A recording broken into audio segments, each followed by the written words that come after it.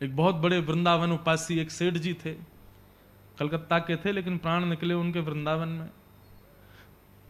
Heart का एक रोग उनको हो गया था, ब्लॉकेज थे, डॉक्टरों ने कहा ऑपरेशन करना पड़ेगा। वृंदावन में ऑपरेशन कराया उन्होंने। वृंदावन में इतनी व्यवस्था नहीं थी, तो लाखों रुपया खर्च करके सब व्यवस्थाएं करवाई। डॉक्टरों से कहा कि भाई मेरे को कुछ पता नहीं, प्राण निकल गए तो वृंदावन से बाहर नहीं जाऊंगा मैं, यहीं आके कर जाओ। उनका पूरा परिवार इकट्ठा हुआ। ऑपरेशन के बाद डॉक्टर ने आकर के कहा कि वे नहीं रहे, प्राण निकल गए। लेकिन हमको आश्चर्य हो रहा है। बोले क्यों? बोले हमने उनको बेहोशी का इंजेक्शन दिया। वो इंजेक्शन ऐसा है कि उस स्थिति में व्यक्ति को कोई होश नहीं रहता, लेकिन हमने जब उनका हृदय यहां से चीरा और ऑपरेशन कर रहे थे, एनेस्थीसिया लगाया, भयंकर उनको उस समय बेहोशी होनी चाहिए, लेकिन जितनी देर ऑपरेशन चला उतनी देर भी वे श्री वृंदावन श्री राधा, श्री वृंदावन श्री राधा मुख से उच्चारण कर रहे थे। उससे पता चलता है कि उनकी मन बुद्धि चित्त सर्वांगीण अंग समस्त इंद्रियां रोम रोम वृंदावन के लिए था। वृंदावन कोई साधारण स्थान नहीं बंधुओं। वृंदाव भगवान कृष्ण का ही नाम है, वृंदाव। और जहां पर ये वृंदाव कृष्ण अयन करें, विचरण करें, निवास करें, वही है वृंदावन। वृंदाव स्वयं कृष्ण है।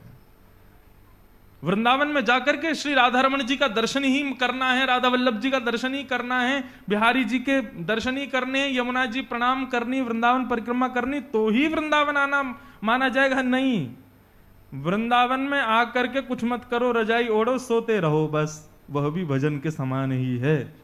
वृंदावन में पड़े रहना भी भजन है। वृंदावन अद्भुत है बंधुओं, कहने का विषय नहीं है, सुनने का विषय नहीं है, वृंदावन अनुभव का विषय है। एसी की हवा ठंडी होती है। अब सामने वाले ने कभी ठंडी हवा पाई ना हो तो वो कहीं कैसी ठंडी होती है? बोले दिसंबर में जैसी हवा चलती है वैसी ठंडी। दिसंबर में कैसी हवा चलती है? बोले दिसंबर में ऐसी चलती जैसे हिमालय पर हवा चलती है बर्फीली, वैसी। हिमालय पर कैसी है? अब उसको कितना भी बताओ ठंडी ठंडी ठंडी, वो समझेगा ही नहीं जब तक एसी के सामने खड़ा नहीं करोगे उसको। ठीक वैसे ही वृंदावन का कितना भी वर्णन कर लिया जाए, वृंदावन ऐसा ऐसा ऐसा, सामने वाला तभी समझेगा जब स्वयं अनुभव करेगा। और वृंदावन का अनुभव बिना किशोरी जी की कृपा के नहीं होता। हमारे वृंदावन के बहुत सारे सिक्योरिटी गार्ड हैं। पहला सिक्योरिटी गार्ड है वहां की लस्सी, दूसरी सिक्योरिटी गार्ड है आलू की टिक्की, चौथा सिक्योरिटी गार्ड है पेड़ा। क्यों? आदमी से आप पूछो वृंदावन गए? बोले हाँ। क्या पाया? अरे महाराज लस्सी पा के आए हम तो। मैंने कहा भले आदमी, तो उससे आगे जा ही नहीं पाया। लस्सी ने तुझे उस अपने से अंदर जाने ही नहीं दिया। वृंदावन गए? क्या पाया? हमारा ब्रजवासी का पेड़ा। तुम यहीं तक रह गए। और इन सारे सिक्योरिटी गार्डों के अधिपति कौन है? सिर्फ वृंदावन बिहारी लाल। अंत तो कत्वा बोलता बोलता कहां आएगा? हाँ हमने बिहारी जी दर्शन किए। अच्छा राधा वल्लभ जी गए? वो कहां थे? राधा रमण जी गए? ये कहां थे? निधिवन गए? नहीं महाराज वहां तो नहीं जा पाए। तुम सिक्योरिटी गार्डों ने अंदर ही नहीं घुसने दिए, तुम वहीं तक ही रह गए। तटिया स्थान गए? बोले महाराज कभी नाम ही नहीं सुना। क्या देखा वृंदावन आके? फिर वृंदावन में आकर के देवालयों में भी जाने की इच्छा ना हो, केवल कुंज का ही दर्शन करते रहो, उसी में ही सुख मिलने लग जाए। वृंदावन के कण कण का ही अवलोकन करते रहो, ब्रजवासियों को देख करके हृदय नाचने लग जाए, तब समझना तुम वृंदावन आए हो, वृंदावन का अनुभव हुआ है। आज भीष्म पितामह की अंतिम स्थिति में हृदय में वह वृंदावन प्रकट हुआ और ठाकुर जी के सन्मुख लेटे लेटे पितामह भीष्म ने अपने प्राणों का परित्याग कर दिया। भगवान ने पांडवों के द्वारा सारी क्रियाएं करवाई भीष्म पितामह की, और अब 4 बार रुकने के बाद अब ठाकुर जी द्वारिका को प्रस्थान कर गए। भगवान द्वारिका गए और द्वारिका जाने के कुछ ही दिन बाद उत्तरा के जिस गर्भ के बालक की भगवान ने गर्भ में प्रवेश करके रक्षा की थी, उस बालक का अब जन्म हुआ। ब्राह्मणों ने उसका नाम परीक्षित रखा। भगवान कुछ वर्षों बाद पुनः हस्तिनापुर आए, परीक्षित को खूब आशीर्वाद दिया, वापस लौट करके जाने लगे तो अर्जुन भगवान को छोड़ने के लिए गए। परंतु अर्जुन को 6 महीने बीत गए, अर्जुन लौट करके नहीं आया। तो इस बात का आश्चर्य कर रहे हैं श्री युधिष्ठिर जी महाराज कि अर्जुन को इतने दिन हो गए द्वारिका गए, अभी तक लौट के क्यों नहीं आया। भीम, जरा पता तो करो द्वारिका में सब कुशल मंगल है, हमारे द्वारिकाधीश ठीक है ना। और बस भीम निकल ही रहे थे पता करने के लिए कि इतने में ही मुख्य द्वार पर बिना मुकुट के केश बिखरे हुए हैं, कवच टूटा हुआ है, गांडीव धनुष हाथ से कहीं कहीं कहीं छूटा हुआ है, तेजहीन अर्जुन दीनहीन सा आकर के गिर पड़ता है। युधिष्ठिर दौड़े और जाकर के देखा तो वो अर्जुन था, मानो जैसे किसी ने लूट लिया हो, अर्जुन को बहुत मारा हो, ऐसी स्थिति में अर्जुन आए।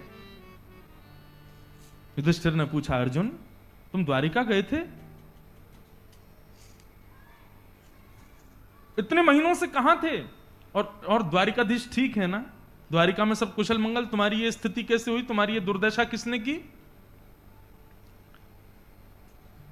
अर्जुन रुदन करने लगे और रो करके मानो जैसे कोई व्यक्ति पागल हो जाता है, इस प्रकार रुदन करने लगे अर्जुन। और युधिष्ठिर का हाथ पकड़ करके बोले, वंचितो हम महाराज हरिणा बंधुरूपिणा ये न में पहितम तेजो देव विस्मापनम। भैया, पग पग पर हमारी रक्षा करने वाले, महाभारत युद्ध को जैसे गाय के खुर के गड्ढे को पार करा देते हैं ऐसे हाथ पकड़ करके पार कराने वाले, गांडीव धनुष को तेजस्वी बनाने वाले, और जिनकी कृपा से इंद्र का आधा सिंहासन खाली रहता था कि अर्जुन कभी भी आकर के बैठ सकता है, ये सब कृपाएं मुझ पर करने वाले, मेरे प्राण आधार, मेरे जीवन आधार, मेरे सर्वस्व द्वारिकाधीश अपनी लीला समाप्त करके अपने धाम को प्रस्थान कर गए। वे अपनी लीला संवरण करके चले गए। भैया, युधिष्ठिर ने जैसे ही सुना कि द्वारिकाधीश अपनी लीला विराम करके चले गए, युधिष्ठिर उसी समय मौन हो गए।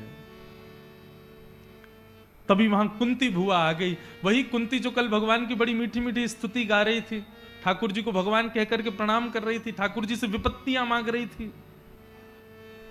कुंती ने आकर के पूछा, अर्जुन तुम द्वारिका गए थे, द्वारिका के क्या हालचाल हैं, और मेरो लाला कैसा है ये बताओ।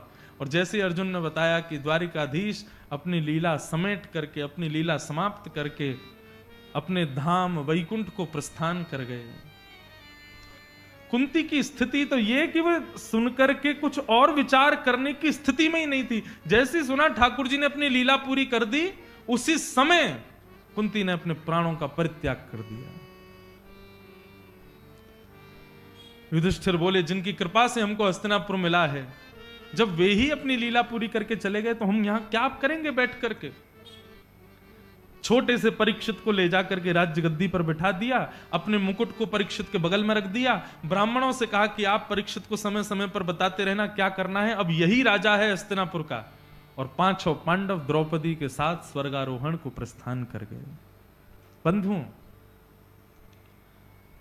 इन पांडवों में ऐसा कौन सा गुण है जिसके लिए ठाकुर जी ने इतना कुछ किया पांडवों के लिए? पांडव ऐसे कौन से गुण से युक्त हैं, पांडव ऐसे कौन से स्वभाव से युक्त हैं जिसके लिए ठाकुर जी इनके लिए सब कुछ करने को तैयार हो गए? कहां तक कहें, महाभारत के प्रसंग में तो द्वारिकाधीश कृष्ण ने अर्जुन, थके हुए अर्जुन के पांव भी दबाए रात्रि में। ऐसा क्या है पांडवों के पास जिसके लिए ठाकुर जी ने इतना सब कुछ किया? तो बंधुओं बहुत ध्यान से सुनिएगा। ये 5 पांडव हम सब के भीतर विद्यमान 5 गुण के समान है। 5 गुण हैं हम सब में, वही ये 5 पांडव हैं। महाभारत युद्ध 5000 वर्ष पहले कुरुक्षेत्र के मैदान में हुआ था, गीता का ज्ञान भगवान ने दिया था, पांडवों को विजय दिलाई थी। ये तो एक केवल इतिहास के नाम पर हम लोग सुनते हैं, लेकिन वास्तविकता यह है कि महाभारत आज भी चल रहा है, हम सबके जीवन में चल रहा है। मेरे जीवन में भी एक अलग महाभारत चल रही है। आप में से कोई उठ करके यहां आ जाए तो कोई ऐसा है ही नहीं जो बिरला यहां के कह दे कि नहीं मैं बिल्कुल महाभारत, मेरे यहां कोई युद्ध नहीं है, मैं किसी द्वंद्व में नहीं पड़ा हुआ, है ही नहीं कोई ऐसा। सबकी महाभारत चल रही है। लेकिन महाभारत में जीतेगा कौन? पांडव। और पांडवों के पास में दो क्वालिटी हैं, पहले तो श्री कृष्ण और दूसरे उनकी पत्नी द्रौपदी। ये दो पहचान है पांडवों की। अब पंच पांडव कौन कौन से गुण हैं, ध्यान से सुनना। युधिष्ठिर हैं धर्म, भीम है बल, अर्जुन है दया, नकुल है बुद्धि और सहदेव है स्वरूप। या तो ये पांचों गुण हमारे पास हैं या इन पांचों में से कोई एक गुण तो हमारे पास है ही। ऐसा हो ही नहीं सकता इन पांचों से हम विलग हों। या तो हमारे पास धर्म है, या बल है, या दया है, या तो हमारे पास धर्म है, बल है, और अर्जुन का स्वभाव है आत्मा, और नकुल बुद्धि, सहदेव स्वरूप। पांचों में से कुछ तो है हमारे पास। लेकिन ये पंच पांडव महाभारत युद्ध कब जीतेंगे? जब इनके सारथी और निर्देशक के रूप में कृष्ण हो और पत्नी द्रौपदी हो। कृष्ण का स्वभाव क्या है? ज्ञान। और द्रौपदी का स्वभाव क्या है? दया। समझ में आई बात? धर्म, बल, आत्मा, बुद्धि और स्वरूप, यदि ये पांचों गुण हमारे पास हैं, लेकिन कृष्ण यानी कि ज्ञान नहीं है और दया नहीं है, तो ये पांचों गुण यदि खोजने निकलोगे ना, तो कौरवों के पास भी हैं। कौरवों के पास भी धर्म है, कौरवों के पास भी बल है, कौरवों के पास भी आत्मा है, कौरवों के पास भी स्वरूप है, कौरव भी बुद्धिमान हैं। लेकिन उनके हारने का कारण यह है कि उनके यहां ज्ञान रूपी कृष्ण और दया रूपी द्रौपदी नहीं है। नहीं आ रही बात समझ? आ गई? नहीं आई? प्रेम से कहो जय श्री कृष्ण। एक पाठशाला है, यदि नहीं समझ में आए तो बेझिझक बोल दो, नहीं महाराज जी बताओ, नहीं आई समझ में। महाभारत युद्ध का विजेता यदि यहां बैठे प्रत्येक व्यक्ति को बनना है, तो पहले यह सुनिश्चित करो कि तुम कौरव हो कि पांडव हो। पांडव होने के दो ही लक्षण हैं, ज्ञान और दया, कृष्ण और द्रौपदी। यदि ज्ञान है हमारे पास और यदि दया रूपी द्रौपदी है हमारे पास, तो धर्म, बल, आत्मा, बुद्धि, स्वरूप पांचों जीतेंगे। धर्म है लेकिन दया नहीं है, द्रौपदी नहीं है। लोग कहते हैं महाराज जी आपके हिंदू वैदिक सनातन धर्म में कितना गलत हुआ। मैंने क्या हुआ? 5 पांडव और पत्नी 1, ये कहां का रिवाज है? मैंने कहा भैया देखो, कथानक बातों के ना गूढ़ता को समझा करो। मैंने कहा यहां 5 पांडव पुरुष और द्रौपदी स्त्री आप इस रूप में देख रहे हो। मैंने कहा लेकिन हमारा धर्मशास्त्र इस रूप में नहीं बताता। वो 5 पांडवों को मानव के 5 गुण बताता है और द्रौपदी को भी दया रूपी गुण बताता है। धर्म है यानी कि युधिष्ठिर है, लेकिन दया नहीं है। तो कई लोग धर्म के नाम पर निर्दोष जानवरों को मार देते हैं। क्यों? क्योंकि दया नहीं है। मैं केवल अन्य धर्म वालों के लिए नहीं कह रहा, हमारे हिंदुओं के यहां भी देवी को प्रसन्न करने के लिए और ना जाने कैसे कैसे देवताओं को खुश करने के लिए बलि चढ़ा देंगे। पशुओं का वध, पक्षी वध, ना जाने कैसे कैसे वध करते हैं। क्यों करते हैं? क्योंकि धर्म तो है लेकिन दया नहीं है। यदि दया होगी, अब देखो हमारे शास्त्र आज्ञा करते हैं कि जब मंदिर में ठाकुर जी के सन्मुख जाओ तो आपके भीतर जो अभिमान है, अभिमान का द्योतक बताया बकरे को। क्यों? मैं करता रहता 24 घंटे, केवल मैं और कोई यही नहीं। ये मैं रूपी बकरा जो तुम्हारे भीतर बैठा है, इसको जाकर के ठाकुर जी के चरणों में अर्पित कराओ, अपने अभिमान को नष्ट करके आओ, इसकी बलि चढ़ा के आओ। भले आदमी ने अपना अभिमान की बलि तो चढ़ाई नहीं, निर्दोष जानवर को जाके काट दिया वहां पे। दूसरों के हक को मार करके खाना, ये जो तुम्हारे भीतर जो ये मुर्गे का स्वभाव है, इसकी जाके बलि चढ़ाओ। अपने स्वभाव की बलि चढ़ानी है, हम वहां पर जीव जंतुओं को ले जाते हैं। ये तुम्हारे भीतर जो जड़ बुद्धि है, कितना भी हॉर्न बजाते रहो, भैंस रास्ता छोड़ेगी नहीं, जड़ है उसकी बुद्धि। ये तुम्हारे भीतर जो भैंस रूपी जड़ता है, इसकी बलि चढ़ाओ। हम उसकी तो चढ़ाते नहीं, लोग उसकी बलि चढ़ा देते हैं।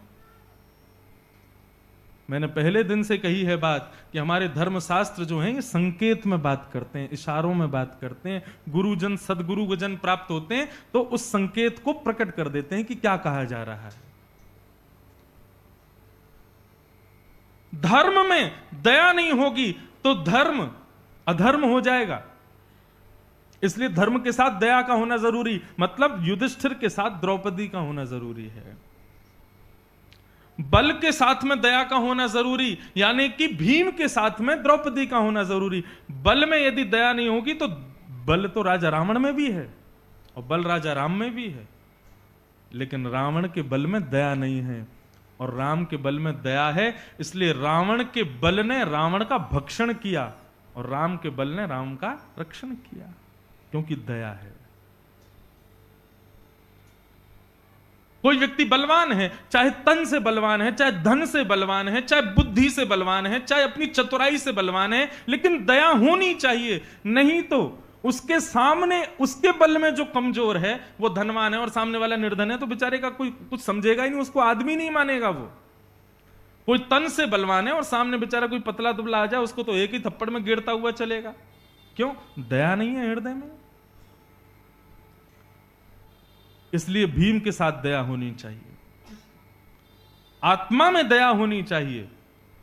दया होती है इसलिए हम किसी को देख लेते हैं, कोई निर्धन घूम रहा है, कोई बेचारा बेघर घूम रहा है, कोई नहाया नहीं 5 दिनों से, इस प्रकार के भिक्षुक लोग घूमते हैं, उनको देख करके दया आती है, तभी तो हम कुछ प्रदान करते हैं। दया नहीं हो तो अर्जुन भी नहीं बन पाएगा कभी महाभारत का योद्धा। रूप यानी कि नकुल, कोई रूपवान है लेकिन दया नहीं है तो रूप गर्विष्ठ हो जाएगा, रूप का अभिमान हो जाएगा उसको। और कोई बुद्धिमान है लेकिन दया नहीं है तो बुद्धि का अभिमान हो जाएगा। कहने का केवल इतना अभिप्राय है, पंच पांडवों के कोई ना कोई गुण हम में हैं, लेकिन हम इस संसार रूपी महाभारत को कब जीतेंगे? जब पत्नी के रूप में दया और सारथी के रूप में, निर्देशक के रूप में ज्ञान को रखेंगे तो महाभारत जीत जाएंगे। तो हम पांडव हैं।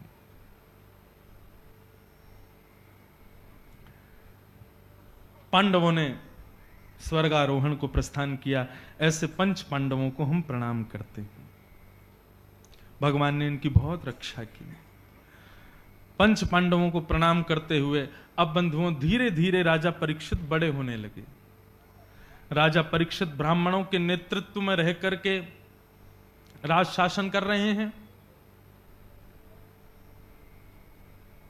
राजा परीक्षित का ब्याह हो गया, पुत्र पौत्रादि भी हो गए, जन्मेजय आदि। एक दिन राजा अपने नगर में भ्रमण कर रहे थे, तभी उनको एक आश्चर्य दिखाई दिया। क्या? जिस राजा के यहां पर हिंसा करना मना है, जिस राजा के यहां पर सारे गलत काम करना मना है, उस राजा के यहां पर एक वृषभ यानी कि एक बैल अपने 3 पैर कटवा करके चौथे पैर पर खड़ा है और एक काला व्यक्ति उसके चौथे पैर को भी काट रहा है। ये वृषभ बैल जो है ये कोई और नहीं है, ये धर्म है। मैंने एक दिन और बताए थे, धर्म के 4 चरण होते हैं, सत्य, दान, दया और पवित्रता। हर युग में धर्म का एक चरण कट जाता है। कलयुग आते आते दया, दान और पवित्रता 3 चरण कट जाते हैं। कलयुग केवल एक ही चरण पर खड़ा है कलयुग में, धर्म, और वो धर्म का एक चरण है सत्य। कलयुग उस चौथे चरण को भी काट रहा है। तभी वहां राजा परीक्षित का पहुंचना हुआ। उन्होंने तलवार निकाल करके कलयुग को मारना चाहा। कौन हो तुम? शरण में आ गया, चरण में सिर झुका दिए, बोले भगवान मुझे मत मारिए, मैं कलयुग हूं। राजा परीक्षित बोले तुम कलयुग हो? बोले जी। यहां क्या कर रहे हो? जाओ मेरे राज्य को छोड़ के भागो। कलयुग हंसने लगा, बोले अब मैं नहीं जा सकता। सतयुग के बाद त्रेता आता है, त्रेता के बाद द्वापर, अब द्वापर चला गया, अब मेरी बारी है, मैं आके रहूंगा चाहे आप कुछ कर लो। राजा परीक्षित बोले तुम आए कब? बोले जिस दिन ठाकुर जी अपनी लीला पूरी करके गए मैं उसी दिन आ गया था। छोटा था, अब थोड़ा बड़ा हो गया। राजा परीक्षित बोले मैं तुझे जीवित नहीं छोड़ूंगा, तेरा सर धड़ से अलग कर दूंगा। बोले आप ऐसा करेंगे तो ब्रह्मा के द्वारा बनाए गए नियम का उल्लंघन होगा। कलयुग का समय है, 4,32,000 की उम्र है मेरी, मैं रहूंगा, नहीं मार सकते आप मुझे। परीक्षित बोले तेरे पास दो ही तरीके हैं, या तो यहां से भाग जाओ या मर जाओ, तीसरा तेरे पास कोई और रास्ता नहीं है।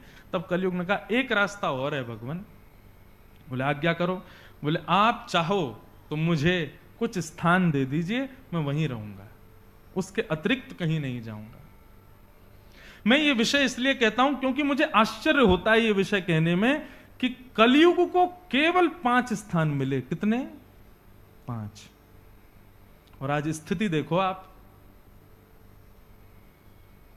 आज भी कलयुग केवल 5 स्थानों पर ही है, परंतु हम लोग, ऐसा हो ही नहीं सकता कि इन 5 में से किसी एक में ना पड़े हों। इसीलिए कलयुग का प्रभाव है हमारे ऊपर। और 5 स्थान कौन कौन से हैं? पहले तो केवल 4 स्थान दिए, द्यूतम पानम स्त्रियः सूना यत्रा धर्मश्चतुर्विध, 4 स्थान दिए। तुम जुए में रहना। दूसरा स्थान दिया तुम मद्यपान में रहना। तीसरा स्थान दिया पर स्त्री पर पुरुष संग में रहना। और चौथा स्थान दिया तुम हिंसा में निवास करना। कलयुग बोला जगह थोड़ी कम है, परिवार मेरा ज्यादा है, एक स्थान और दे दीजिए। तब पुनश्च याचमानाय जात रूप मदात प्रभो, उसकी पुनः याचना करने पर 5वां स्थान दिया बिना मेहनत के कमाए गए धन, अनीति से कमाए गए धन में रहना। ये 5 स्थान कलयुग को प्रदान किए गए। पहला स्थान क्या है? जुआ।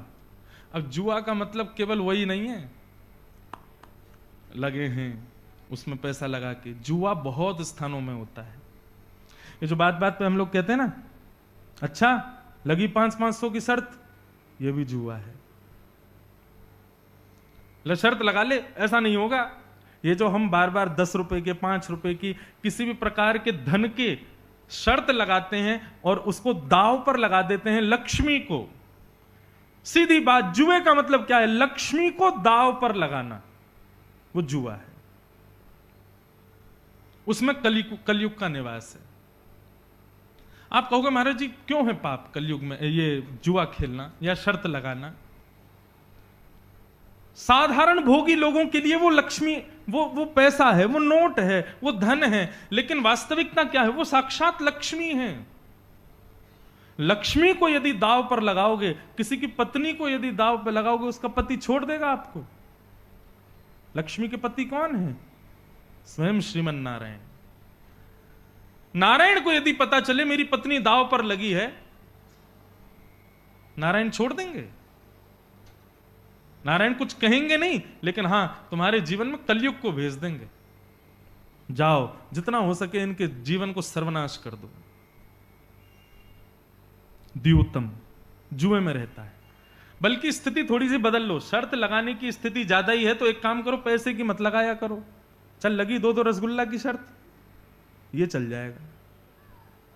क्रिकेट खेलने जाते हो या गेम खेलते हो तो जीतने वाली टीम ऐसा कहे कि हम हारने वालों को आज जो है समोसा खिलाएंगे, ये ठीक है। लेकिन जहां पर स्वच्छंद धन को आप दांव पर लगाते हैं वो जुए का रूप ले लेता है, चाहे कोई भी खेल हो।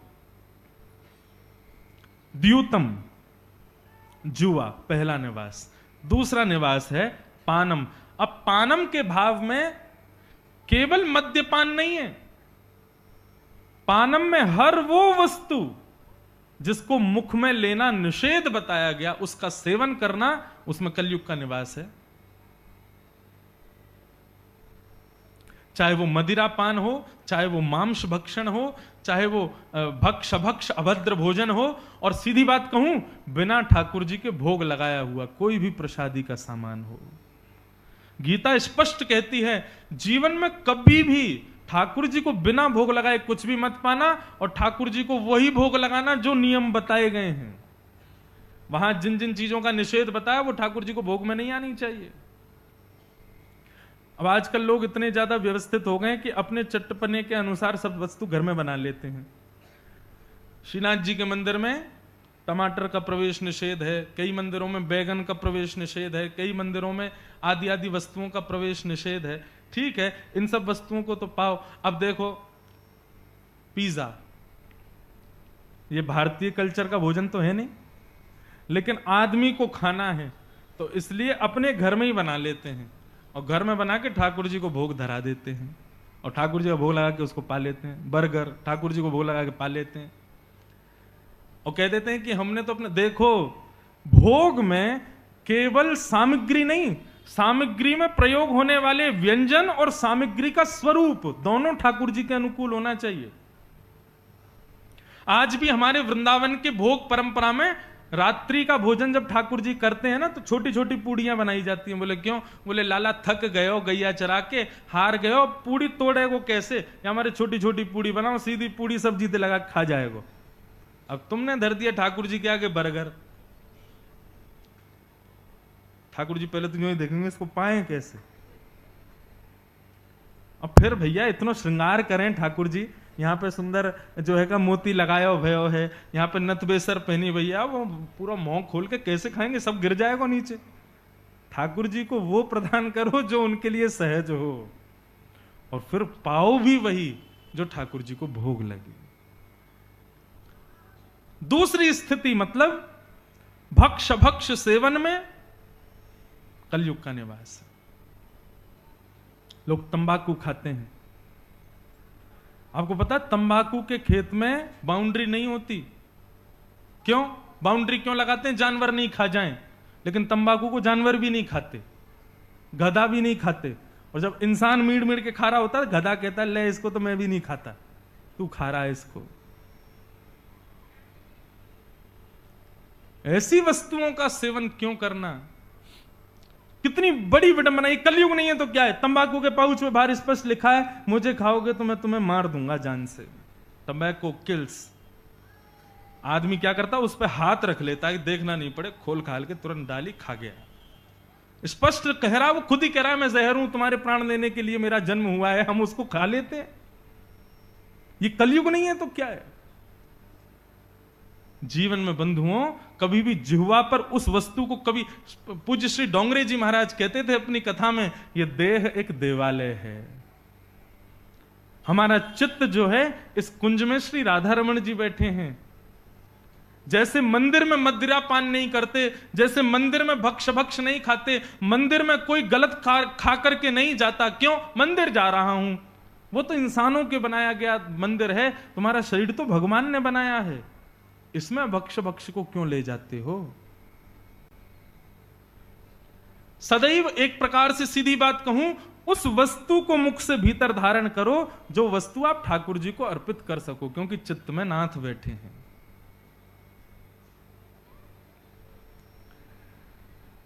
तीसरा स्थान क्या बताया?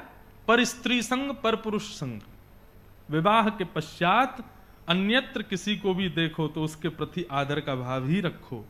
अन्यत्र कोई दूषित भाव रखोगे वो कलयुग का प्रभाव करेगा। चौथा स्थान बताया हिंसा। हिंसा कहते हैं लड़ाई झगड़ा, मार काट, उल्टे सीधे काम। मनसा वाचा कर्मणा। आप भले ही किसी से कह नहीं रहे हो, कुछ भी गलत गाली नहीं दे रहे हो, लेकिन मन ही मन सोच रहे हो तू आगे जा, तेरा पाम टूट जाए, ये भी एक हिंसा है। ऐसी हिंसा भी कलयुग को जन्म देती है। ये तो रहे 4 स्थान। और 5वां स्थान क्या है? बिना मेहनत के कमाया गया धन, जिसमें आजकल हमारी प्रवृत्ति बहुत ज्यादा हो गई है। और ये बीच में जो ये निकल के गया, क्या कहते हैं इसको, कोरोना, तब से तो बहुत ही ज्यादा हो गई है। वर्क फ्रॉम होम हमको अब तो सब ठीक हो गया, फिर भी सबको यूं चाहिए वर्क फ्रॉम होम ही मिलता रहे, घर से ही जाना नहीं पड़े, वहीं पड़े पड़े कर लें सब काम। ये सब इस तरीके से बिना परिश्रम के यदि कर्म घर पे बैठ के करोगे ना, तो उससे जो तनख्वाह आपको मिलेगी वह भी अनीति की, और वो कलयुग को जन्म देगी। इसलिए भैया, व्यक्ति को यदि अपने जीवन में सफलता चाहिए, कलयुग से बचना चाहते हो, तो इन 5 चीजों का विशेष ध्यान रखो। द्यूतम पानम स्त्रियः सूना यत्रा धर्मश्चतुर्विध पुनश्च याचमानाय जातरूप मदात् प्रभु। इन 5 स्थानों से यदि बच गए, कलयुग आपका कुछ नहीं। मैं व्यासपीठ से ना अपने लेटर हेड पे लिख करके दूंगा कि आप कलयुग में नहीं हो, आप सतयुग में हो, यदि इन 5 स्थानों से बच गए तो। श्रीमन्नारायण नारायण नारायण, श्रीमन्नारायण नारायण नारायण, बद्री नारायण नारायण नारायण, बद्री नारायण नारायण नारायण, बद्री नारायण नारायण नारायण, बद्री नारायण नारायण नारायण, श्रीमन्नारायण नारायण नारायण, श्रीमन्नारायण नारायण नारायण, ओ भजमन नारायण नारायण नारायण, भजमन नारायण नारायण नारायण,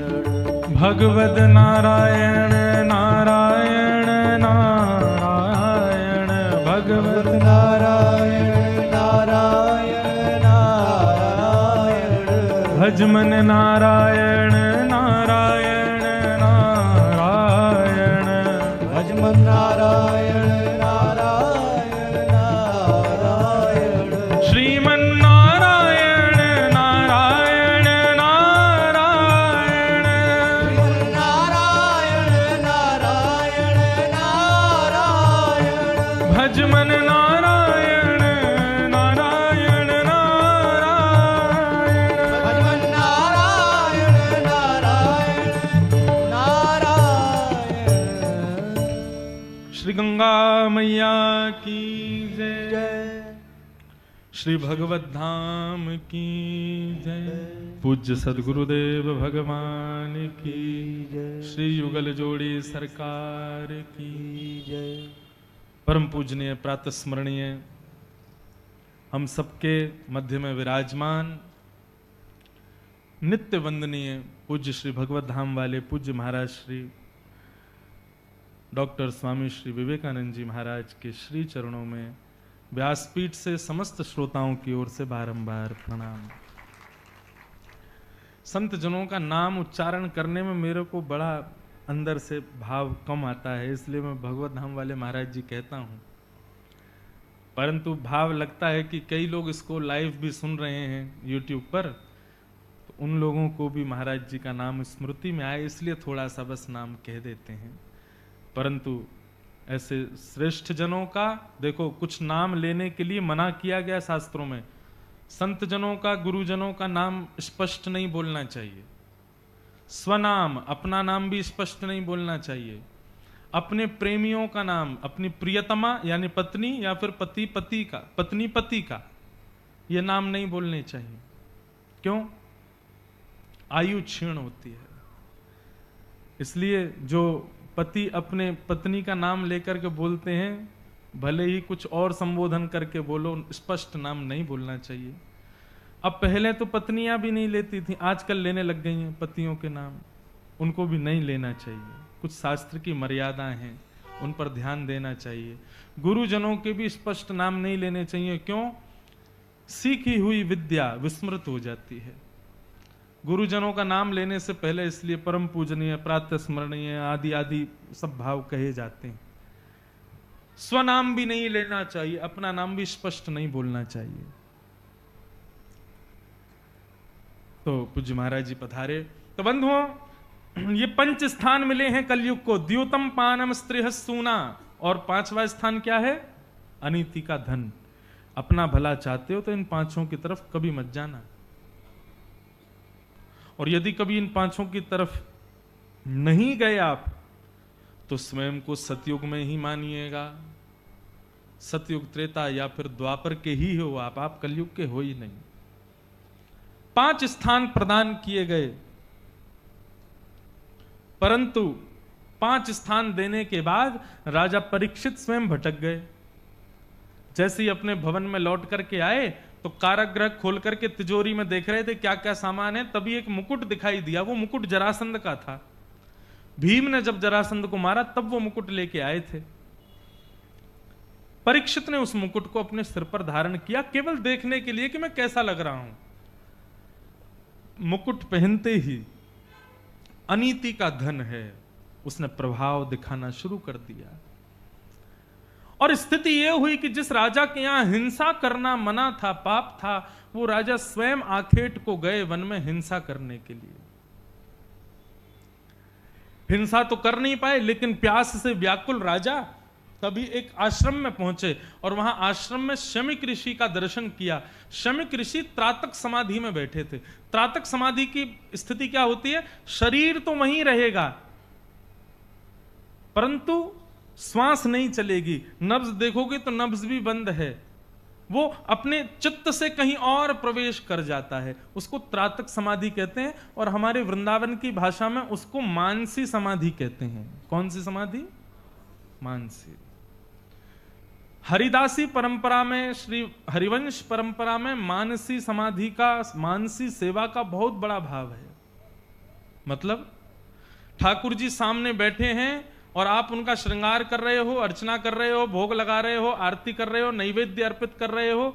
ये प्रत्यक्ष में करने को इतना प्रधान नहीं मानते, उसको अप्रत्यक्ष करना। मतलब कैसे? नेत्र बंद करके अपने हृदय में विचार करना, ठाकुर जी मेरे सन्मुख हैं, मैं उनके साथ में अब उनको स्नान करा रहा हूं, अब उनका श्रृंगार कर रहा हूं, अब उनको भोग धरा रहा हूं, अब उनकी सेज सजा रहा हूं, उनके चरण दबा रहा हूं, उनको माला पहना रहा हूं। इस प्रकार मानस में चिंतन करना उसको बहुत विशेष माना गया है। देह से प्रत्यक्ष सेवा की जाए, ठाकुर जी उसको अस्वीकार कर सकते हैं, लेकिन मन से मानसी सेवा यदि की जाए, त्रातक स्थिति में सेवा की जाए, उसको ठाकुर जी निश्चित स्वीकार करते हैं। श्रीमद वल्लभाचार्य जी महाराज के यहां एक अकिंचन भक्त पहुंच गया। बोले मेरे पास इतना धन नहीं है कि मैं ठाकुर जी को रोज 56 भोग लगा सकूं, रोज दूध से अभिषेक कर सकूं, रोज उनके लिए सुंदर सुंदर पोशाक बनाऊं, तो मैं सेवा कैसे करूं? श्रीमद वल्लभाचार्य जी बोले तुम मानसी सेवा करो। नेत्र बंद करके मन में विचार किया करो, ठाकुर जी सामने बैठे हैं और बढ़िया जितनी तुमको महंगी से महंगी वस्तु लानी है, मन से तो कितने भी महंगे ला सकते हो, सबको लाके ठाकुर जी को दिया करो। और वो तो दूसरे दिन ही पहुंच गया। श्रीमद वल्लभाचार्य जी की आज्ञा मान करके सन्मुख चौकी पर ठाकुर जी विराजमान है, मन में विचार करने लगा, आहा कितने सुंदर ठाकुर जी, चलो ठाकुर जी आपको अब स्नान कराएं। एक सुंदर स्वर्ण के पात्र में मैंने ठाकुर जी को विराजमान किया। कुटिया में बिना रोक टोक के सूरज की रोशनी आ रही है और सोच देखना कहां जा रही है उसकी। स्वर्ण के पात्र में ठाकुर जी बैठे हैं। थोड़े गुनगुने जल से मैं ठाकुर जी का स्नान करा रहा हूं। अब सुंदर से एक वस्त्र से ठाकुर जी के पूरे अंग को पोंछ रहा हूं। ठाकुर जी को सुंदर मखमली वस्त्र धारण करा रहा हूं। एक पत्रावली का श्रृंगार, स्वर्ण का मुकुट, स्वर्ण की मालाएं गले में पहनी हैं। ठाकुर जी के हाथ में पद्म राग के कंगन पहनाए हैं। ठाकुर जी को बढ़िया सुंदर केसर युक्त इत्र लगाया है। पूरा मेरा भवन महक गया उसी इत्र से। ठाकुर जी को भोग लगाना है। उठते पट दूध पियो। ठाकुर जी दूध पीते हैं स्नान के तुरंत बाद।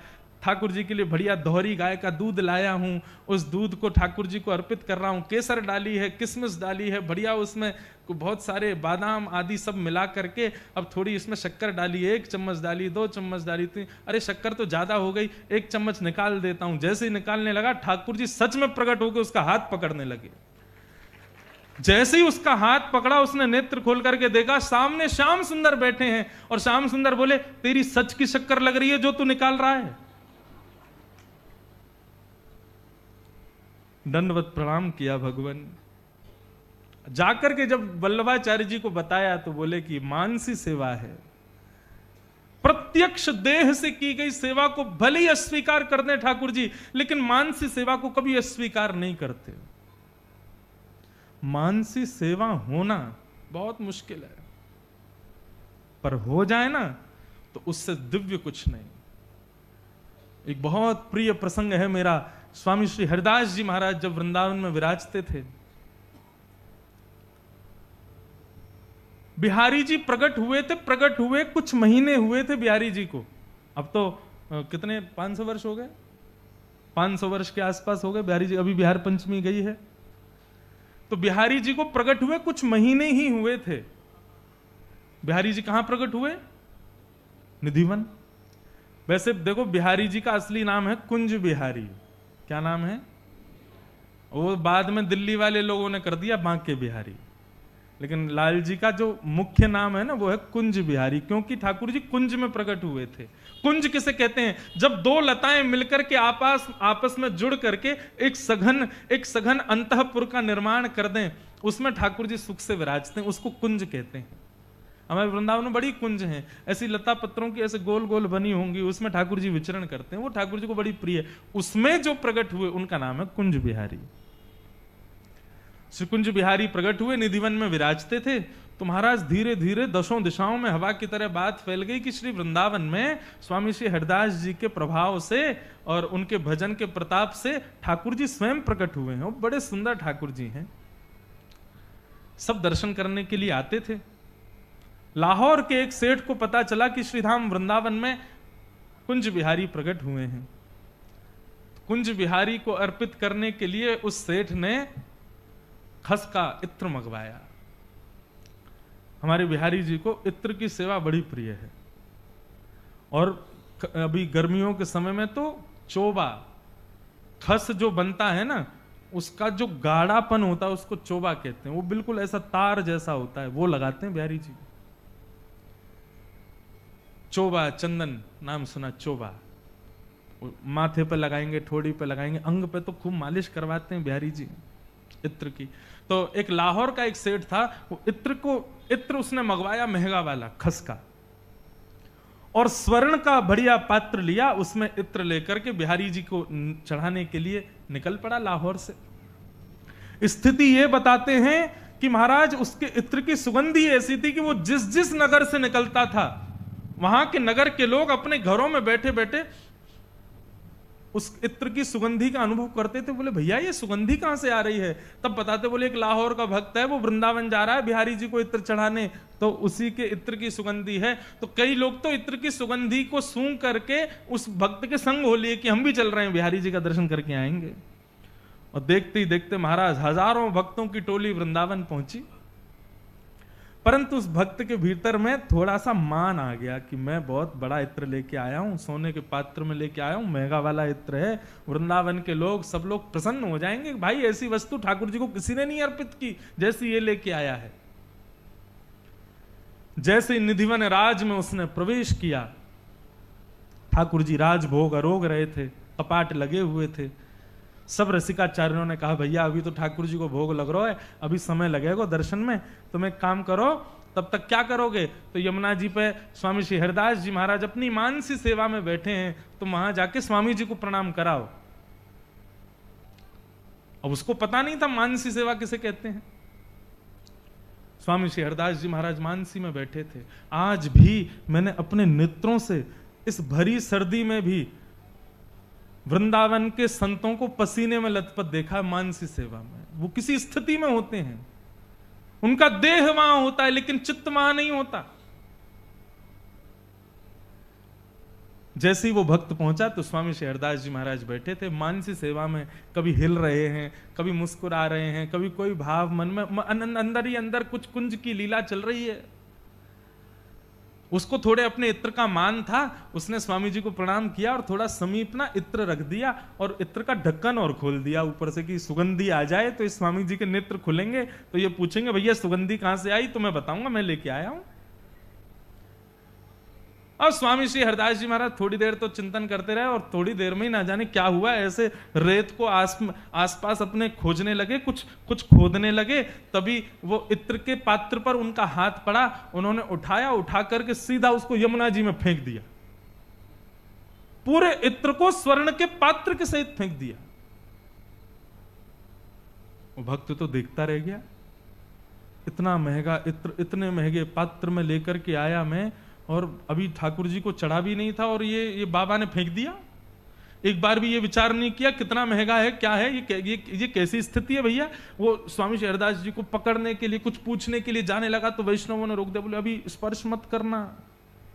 स्वामी जी मानसी में, अब उसको क्या पता मानसी क्या होती है। वो तो मन ही मन सोचने लगा मैं बहुत बड़ी गलती हो गई मुझसे, बहुत बड़ा अपराध हो गया, इतने रुपया तो अपने घर में खर्च कर देता मैं, और ये कौन से बिहारी जी आ गए हैं, इनके लिए इतना महंगा इत्र लाया और ये मैं उनको अर्पित भी नहीं कर पाया, ये बाबा ने पूरा फेंक दिया यमुना जी में। मन ही मन सोच रहा था अभी चला जाऊंगा वापस और जीवन में कभी वृंदावन नहीं आऊंगा। तभी स्वामी श्री हरदास जी महाराज के नेत्र खुले, प्रणाम किया, और प्रणाम करके जब नेत्र खोल करके आसपास देखा तो वो भक्त बैठा था। उसने प्रणाम किया। स्वामी जी बोले बिहारी जी का दर्शन किया तुमने? नहीं, अभी राजभोग पा रहे हैं। जाओ जल्दी जाओ, ठाकुर जी के दर्शन खुल गए, दर्शन करके आओ। भक्त बोला अब इत्र तो गया नहीं ठाकुर जी को, इनसे क्या पूछूं मैं, इतने भक्त खड़े हैं उनके, इतने सेवक खड़े हैं, इनके सामने क्या बोलूं। बिहारी जी को दर्शन करके वहीं से ही निकल जाऊंगा, आऊंगा ही नहीं लौट के। जैसे ही निधिवन राज में प्रवेश किया, निधिवन के प्रत्येक लता गुल्म पर वो इत्र छिड़का हुआ था। और जैसे ही बिहारी जी के सन्मुख पहुंचा है तो सघन कुंज में मुकुट से लेकर के पैर के नख तक बिहारी जी के अंग से वो इत्र चुचा रहा था। थोड़ी पर मानो जैसे वो इत्र नीचे टपक रहा हो। उसका देह कंपायमान होने लगा। बिहारी जी को प्रणाम किया, दौड़ करके स्वामी श्री हरदास जी के पास गया। बोले मैं आपकी लीला समझ नहीं पाया, आपने मेरे इत्र को यमुना जी में प्रवाहित कर दिया, यमुना जी में फेंक दिया, तो फिर निधिवन में वो इत्र ठाकुर जी को कैसे पहुंचा? वहां की सघन कुंज लताओं पर इत्र की बूंद क्यों है? वो सुगंध से क्यों सुगंधित हो गया पूरा निधिवन? जब इत्र आपने यमुना जी में फेंका तो वहां क्यों पहुंच गया वो? मुझे बताइए भगवान, नहीं तो पागल हो जाऊंगा मैं। स्वामी श्री हरदास जी महाराज ने अपनी मानसी सेवा का उजागर किया। मानसी सेवा कभी उजागर नहीं करते संत लोग, लेकिन आज उसके हृदय के भाव के लिए उजागर किया। बोले अरे लाला तो कहा बताऊं, मानसी में आज श्यामा श्याम दोनों होरी खेल रहे तो श्री किशोरी जी के पक्ष को मैं हतो। इतने में ही लाला ने जोर की पिचकारी मारी किशोरी जी पे। सो किशोरी जी पूरी रंग गई। सो मोसो बोली सखी सुन, ऐसा चटक रंग लेके आ कि कार्य को और कारो कर दूं। तभी मैं खोजवे के काजे निकलो कि भैया कहीं कोई चटक रंग मेरे। इतने में ही तेरे द्वारा अर्पित वो इत्र मेरे हाथ में आ गयो। मैंने किशोरी जी को दे दिया और किशोरी जी ने श्याम सुंदर पे फेंक दियो और ठाकुर जी को अर्पित है गयो। बोलो कुंज बिहारी लाल की, श्री वृंदावन बिहारी लाल की, स्वामी श्री हरदास जी महाराज की। उसी क्षण वैष्णव अपने कुल खानदान सबको छोड़ दिया और अनंत स्थिति के लिए स्वामी श्री हरदास जी का अनन्य उपासक हो गया और सदा उन्हीं के चरण में रहने लगा। इसे कहते हैं मानसी सेवा। और इसी को भागवत की भाषा में कहते हैं त्रातक समाधि। शमिक ऋषि इसी प्रकार की समाधि में बैठे थे जब राजा परीक्षित पहुंचे। और राजा परीक्षित ने जाकर के कहा महाराज प्रणाम करता हूं, आपके द्वार पर चक्रवर्ती सम्राट राजा परीक्षित आया है, मुझे बहुत प्यास लगी है, कुछ जल अर्पित कीजिए। लेकिन शमिक ऋषि तो समाधि में बैठे हैं, उनका देह है लेकिन चित्त थोड़ी था वहां पर। राजा ने 2-3 बार निवेदन किया लेकिन जब वो नहीं सुन पाए, राजा को क्रोध आया और क्रोध में भर करके राजा ने कहा पाखंडी, अभिमान दिखाता है मुझे, तेरे यहां चक्रवर्ती सम्राट आया और समाधि में बैठा है। एक मरे हुए सर्प को अपने धनुष बाण से उठाया और शमिक ऋषि के गले में डाल दिया। पाखंडियों के लिए यही उपकार होना चाहिए। और ऐसा करके वो वहां से चले गए। ये सब कलयुग करवा रहा था उनसे। संत अपराध, भक्तों का अपराध, भक्त परिहास, ये सब हम जानबूझ के नहीं करते, ये सब कलयुग का प्रभाव है। जब हम तिलक लगाते हैं, हमारे तिलक को देख करके, चोटी को देख करके, हमारी धोती देख करके किसी को हंसी आ जाती है, कोई ऊपर से नीचे तक देखता है तो समझना घनघोर कलयुग का प्रताप है इसके ऊपर।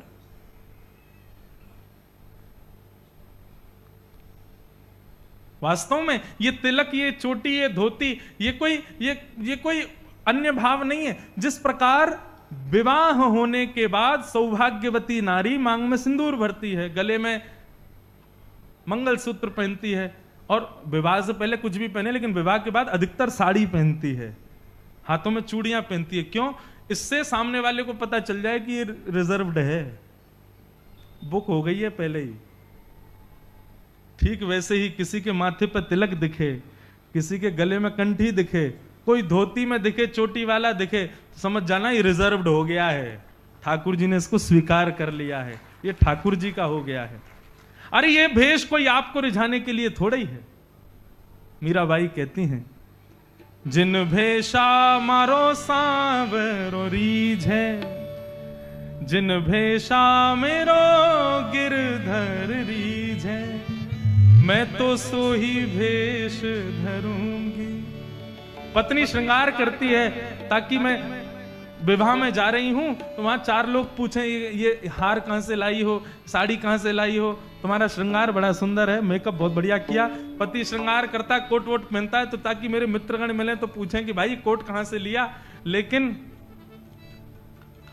भक्त संसार को रिझाने के लिए नहीं सजता, वो तो केवल श्याम सुंदर को रिझाने के लिए सजता है। हमारे वृंदावन में कई महात्मा पूरे मुंह पे चंदन लगा लेते हैं, सब बस आंख ही आंख दिखाई देंगी उनकी। उनसे कहो बाबा पूरे मुंह पे चंदन लगा लिए तुमने, तो बोले अरे भैया ये हाउ बिलाऊ से बन के बिहारी जी के सामने जाएंगे तो बिहारी जी की हंसी आ जाएगी, बिहारी जी ने खुश रह जाएंगे, हमको देख के न उनको आनंद आ जाएगा, या हमारे ऐसे बन के डोलने।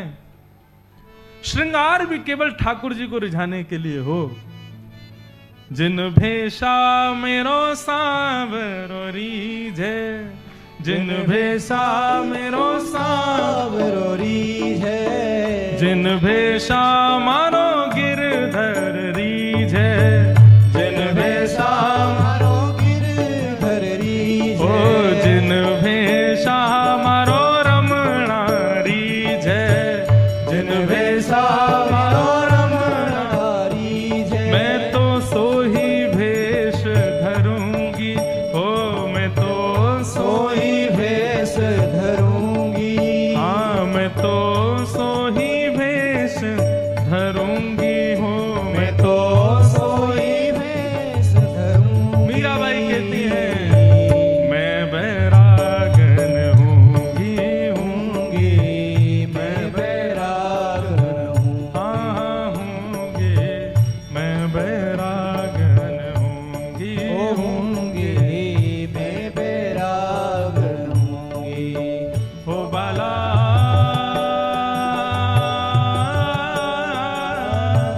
मैं बैरागन हूंगी,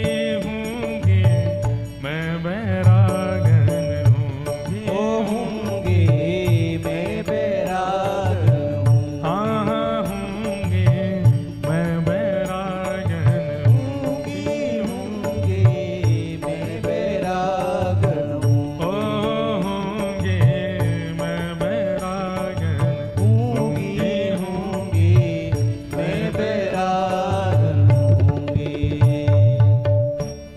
जिन भेषा मारो सांवरो रीझे, मारो गिरधर रीझे, मारो राधा रमण रीझे, मैं तो सो ही भेष धरूंगी। राधा रमण जी के सन्मुख आप सब लोग जाते होंगे, राधा रमण जी यहीं खड़े रहते होंगे, लेकिन जैसे ही दिखे कोई चोटी वालो आयो, तिलक वालो आयो, धोती वालो आयो, तो श्री राधा रमण जी भी कहते होंगे हाँ कोई मेरा आया है, कोई अपना आया है। पत्नी बिना मांग में सिंदूर भरे, मंगलसूत्र डाले, बिना चूड़ियों के घूमे, तो पति को कहीं ना कहीं तो चुभती होगी बात की, आज इसने मेरा सौभाग्य नहीं पहना। ऐसी जब हम तिलक लगाए बिना श्री ठाकुर जी के सन्मुख जाते हैं, बिना कंठी माला पहने ठाकुर जी के सन्मुख जाते हैं, कहीं ना कहीं तो उनको चुभता होगा कि आज मेरा सौभाग्य का स्वरूप नहीं पहन के आया ये तिलक को ये थोड़ी दिखाना है हमको दुनिया को कि हम धर्मात्मा हैं, हम धर्मावली हैं, या हम वृंदावन उपासी हैं, हम ठाकुर जी के उपासी हैं इसलिए तिलक लगाते हैं। नहीं, ठाकुर जी को रिझाने के लिए तिलक लगाते हैं, उनकी खुशी के लिए, उनकी प्रसन्नता के लिए। तो बंधुओं, कभी संत अपराध, भक्त अपराध, भक्त स्वरूप का अपराध यदि हमसे बन जाए तो समझना ये कलयुग करवाता है। राजा परीक्षित के द्वारा शमीक ऋषि का अपमान हुआ, परंतु ये दृश्य कुछ बालकों ने देख लिया और बालकों ने ये दृश्य जाकर के शमीक ऋषि के पुत्र श्रृंगी को बता दिया। श्रृंगी को जैसे ही पता चला कि मेरे पिता के गले में मरा हुआ सर्प डाल दिया राजा परीक्षित ने, तो श्रृंगी ने श्राप दे दिया। इति लंघित मर्यादम सप्तमे हनि तक्षकाद आत्मनो हनि। मर्यादा का उल्लंघन करने वाले राजा परीक्षित को मैं श्राप देता हूं, आज के ठीक 7वें दिन तक्षक सर्प डस देगा और उनकी मृत्यु हो जाएगी। श्रृंगी ने यह श्राप दिया, लौट करके अपने पिता के सन्मुख आए और पिता के पास आकर के जब पिता के गले में मरा हुआ सर्प देखा, रुदन करने लगे और इतने में ही शमीक ऋषि की त्रातक समाधि भी टूट गई। जय हो। त्रातक समाधि पूर्ण होते ही आज भी हमारा परम सौभाग्य, आज ठाकुर जी के गोवर्धन उत्सव को उत्सवात्मक रूप देने के लिए हम सबके मध्य में श्री निकुंज कामरा जी और अरुषि गंभीरा जी आई हैं। आप दोनों को ही बहुत बहुत वंदन प्रणाम। शाम को 7:30 बजे कौन सी है धर्मशाला? तुलाराम धर्मशाला में आप सब लोग उपस्थित होना। और आज तो एक और प्रसन्नता की बात है कि आज पूज्य पिताजी महाराज भी पधार रहे हैं। थोड़ी देर में आप श्री का आना कोई निश्चित तो नहीं हो पा रहा था कब आएंगे, लेकिन आज मैंने पुनः प्रार्थना की, क्योंकि 15 तारीख से श्रीधाम वृंदावन में हम लोगों के यहाँ पूज्य जगत गुरु भारत रत्न और भारत भूषण से सम्मानित परम पूजनीय जगत गुरु रामानंदाचार्य पूज्य श्री राम भद्राचार्य जी महाराज की श्रीमद् भागवत में जो वेद स्तुति है उस पर उनका प्रवचन है। तो पिताजी महाराज उसकी व्यवस्थाओं में व्यस्त हैं, परंतु मैंने कहा आप आज आ जाइए, कल से फिर व्यस्त हो जाना। तो फिर आज थोड़ी देर के लिए वे पधार रहे हैं, सबको आनंद प्राप्त होगा। तो शाम को सब लोग 7:30 बजे उपस्थित रहिएगा, वहां पर आनंद लेंगे। तो बंधुओं, यहां पर जब शमीक ऋषि के सन्मुख श्रृंगी लौट करके आए और अपने पिता के गले में मरा हुआ सर्प देखा, शमीक ऋषि को अच्छा नहीं लगा। शमीक ऋषि की जब समाधि टूटी, श्रृंगी को रोते हुए देखा तो श्रृंगी से पूछा, पुत्र तुम क्यों रो रहे हो? बोले, पिताजी आपके गले में मरा हुआ सर्प पड़ा है, राजा परीक्षित ने आपका अपमान किया। शमीक ऋषि कहने लगे, बेटा अपमान का बोध उसको होता है जो बहुत सम्मान का अधिकार रखता है, बहुत सम्मान की इच्छा करता है। ठीक है, वो चक्रवर्ती राजा हैं, उनके मन में कोई बात आ गई होगी, उन्होंने डाल दिया होगा, इसमें इतना शोक क्यों मनाना? सर्प को उठा करके शमीक ऋषि ने दूर फेंक दिया। संत का यही लक्षण होता है, केवल उसको कोई माला पहनाए, उसको कोई बहुत सम्मान देवे, उसको मोटा लिफाफा दे दे, वो तभी प्रसन्न हो, तो वो संत कैसा? संत कौन है? सामने वाला व्यक्ति यदि कोई अपयश भी कर दे, अपमान भी कर दे या कुछ अभद्रता भी कर दे, तो उसके प्रति भी सहज भाव रखे, सम रखे। ये असमता जो व्यक्ति के अंदर दिखाई देती है ना, बहुत सम्मान करने वाला, बहुत प्रेम से रहने वाले के प्रति तो अच्छे, और बहुत ज्यादा दूषित भाव रखने वाले के प्रति तुम भी वैसे ही हो जाते हो, तो ये संतत्व का लक्षण नहीं है। संत तो सबके प्रति सम रहता है। भगवान बुद्ध को किसी ने जाकर के बहुत गालियां दी, तो भगवान बुद्ध उसको प्रणाम करने लगे। बोले, आप प्रणाम क्यों कर रहे हो? बोले, मैं इसलिए कर रहा हूं, मेरे यहां जो वस्तु लेकर के आता है मैं वही वस्तु उसको लौटा देता हूं, लेकिन तुमने जो वस्तु दी, मैं मुझे खेद हो रहा है कि मैं तुमको दे नहीं पा रहा, क्योंकि मैं वो दे नहीं सकता। संत का लक्षण तो समत्व होता है, सबके प्रति सम रहना। परंतु श्रृंगी ने कहा कि पिताजी आपके हृदय में होगा समत्व, मेरे हृदय में नहीं है। मैंने तो राजा परीक्षित को 7 दिन में मरने का श्राप दे दिया। शमीक ऋषि को यह बात अच्छी नहीं लगी। बेटा, किसी के अपराध करने पर सीधा मृत्युदंड, ये कहां सीखा तुमने? किसी से अपराध हो जाए तो पहले अपराध के बाद तो उसको अपराध सुधारने का मौका देना चाहिए, और दूसरी बार भी अपराध ना माने, करता रहे, तो फिर कोई साधारण दंड देना चाहिए, फिर भी ना सुधरे तब मृत्यु दंड का अधिकार है। तुमने तो पहली बार में ही ये गलत किया पुत्र। वैद्य के पास में यदि कोई रोगी जावे तो वैद्य को चाहिए कि रोगी को औषधि देवे, उसके रोग को दूर करे, ना कि ऐसा कुछ पिला दे कि वो रोग ही खत्म हो जाए। ये व्यासपीठ पर बैठने वाले, संतत्व धारण करने वाले महात्मा आदि, ये सब लोग भवरोग के वैद्य हैं। इनका स्वभाव है कि सन्मुख आए हुए व्यक्ति को सुधारना, ना कि उसके दूषित भाव पर, उसके दूषित व्यवहार को देख करके जीवन भर के लिए उसको अपनी आंखों से अलग कर देना, उसके पास जाना ही नहीं। तो फिर हमारा काय बात का संतत्व? हम क्यों व्यासपीठ पर बैठे हैं यदि हमने सामने वाले को सुधारा ही नहीं? तो वैद्य को चाहिए औषधि देवे, ना कि विष। और तुमने आज वही किया, तुमने औषधि नहीं दी है, तुमने विष दिया। ऐसा भागवत में तो नहीं लिखा, लेकिन एक संत अपनी कथा में कह रहे थे कि श्रृंगी ने श्राप दिया, इसलिए शमिक ऋषि ने अपने पुत्र को श्राप दे दिया और कहा कि मैं श्राप देता हूं, आज के बाद कोई भी ब्राह्मण बालक यदि त्रिकाल संध्या नहीं करता होगा, वेद अध्ययन नहीं करता होगा, गुरुजनों के आश्रय में नहीं रहता होगा, अपने ब्राह्मणत्व का पालन नहीं करता होगा, तो उसकी वाणी में श्राप देने का बल नष्ट हो जाएगा। और अपने एक शिष्य को बुला करके कहा कि राजा परीक्षित को जाकर के बता दीजिए उनके केवल 7 दिन शेष हैं।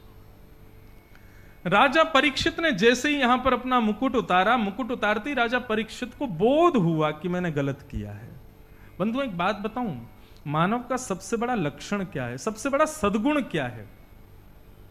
अपनी गलती का बोध करके अपनी गलती को स्वीकार करना। हाँ, मैंने ये किया है, मुझसे ये अपराध हुआ है।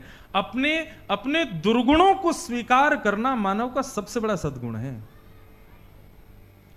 जो व्यक्ति पूरा जीवन निकाल देता अपने केवल दुर्गुणों को छुपाने में, वो व्यक्ति राक्षसों से कम नहीं है। रावण हो चाहे कंस हो, ये सदैव अपने दुर्गुणों को छुपाते रहे, जबरदस्ती स्वयं को सहज दिखाते रहे, लेकिन थे नहीं। अपने अवगुणों को स्वीकार करो।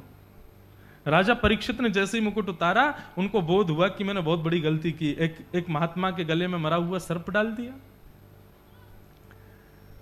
राजा परीक्षित अपनी पत्नी से कहने लगे, देवी मेरा राज्य जल क्यों नहीं गया, मैं अभी तक जीवित क्यों हूं, मेरी मृत्यु क्यों नहीं हो गई, मैंने एक ऋषि के गले में मरा हुआ सर्प डाल दिया, मुझे श्राप क्यों नहीं लगा अभी तक।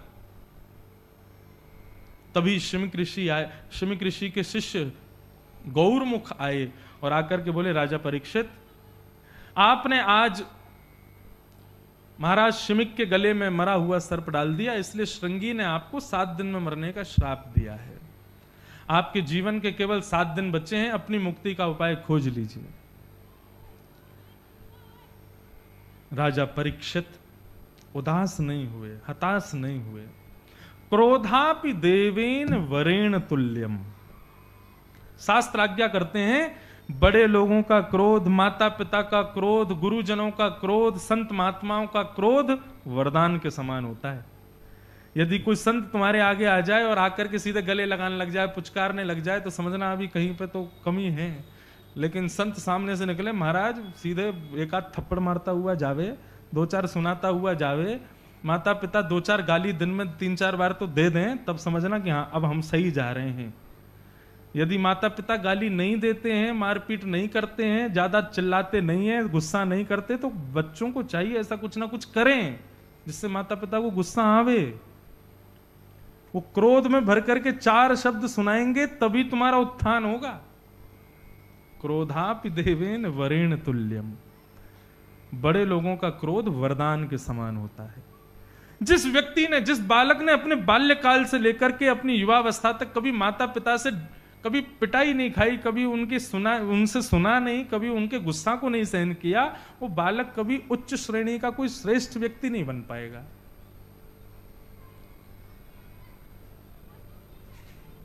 तस्माद पुत्रम च शिष्यम च ताड़ेत न तु लाड़ेत। शास्त्र आज्ञा करते हैं, माता पिता को चाहिए जितना हो सके बालकों को ताड़ना करो, ज्यादा लाड प्यार नहीं करना चाहिए, क्योंकि ताड़ना से ही सुधरेंगे बालक।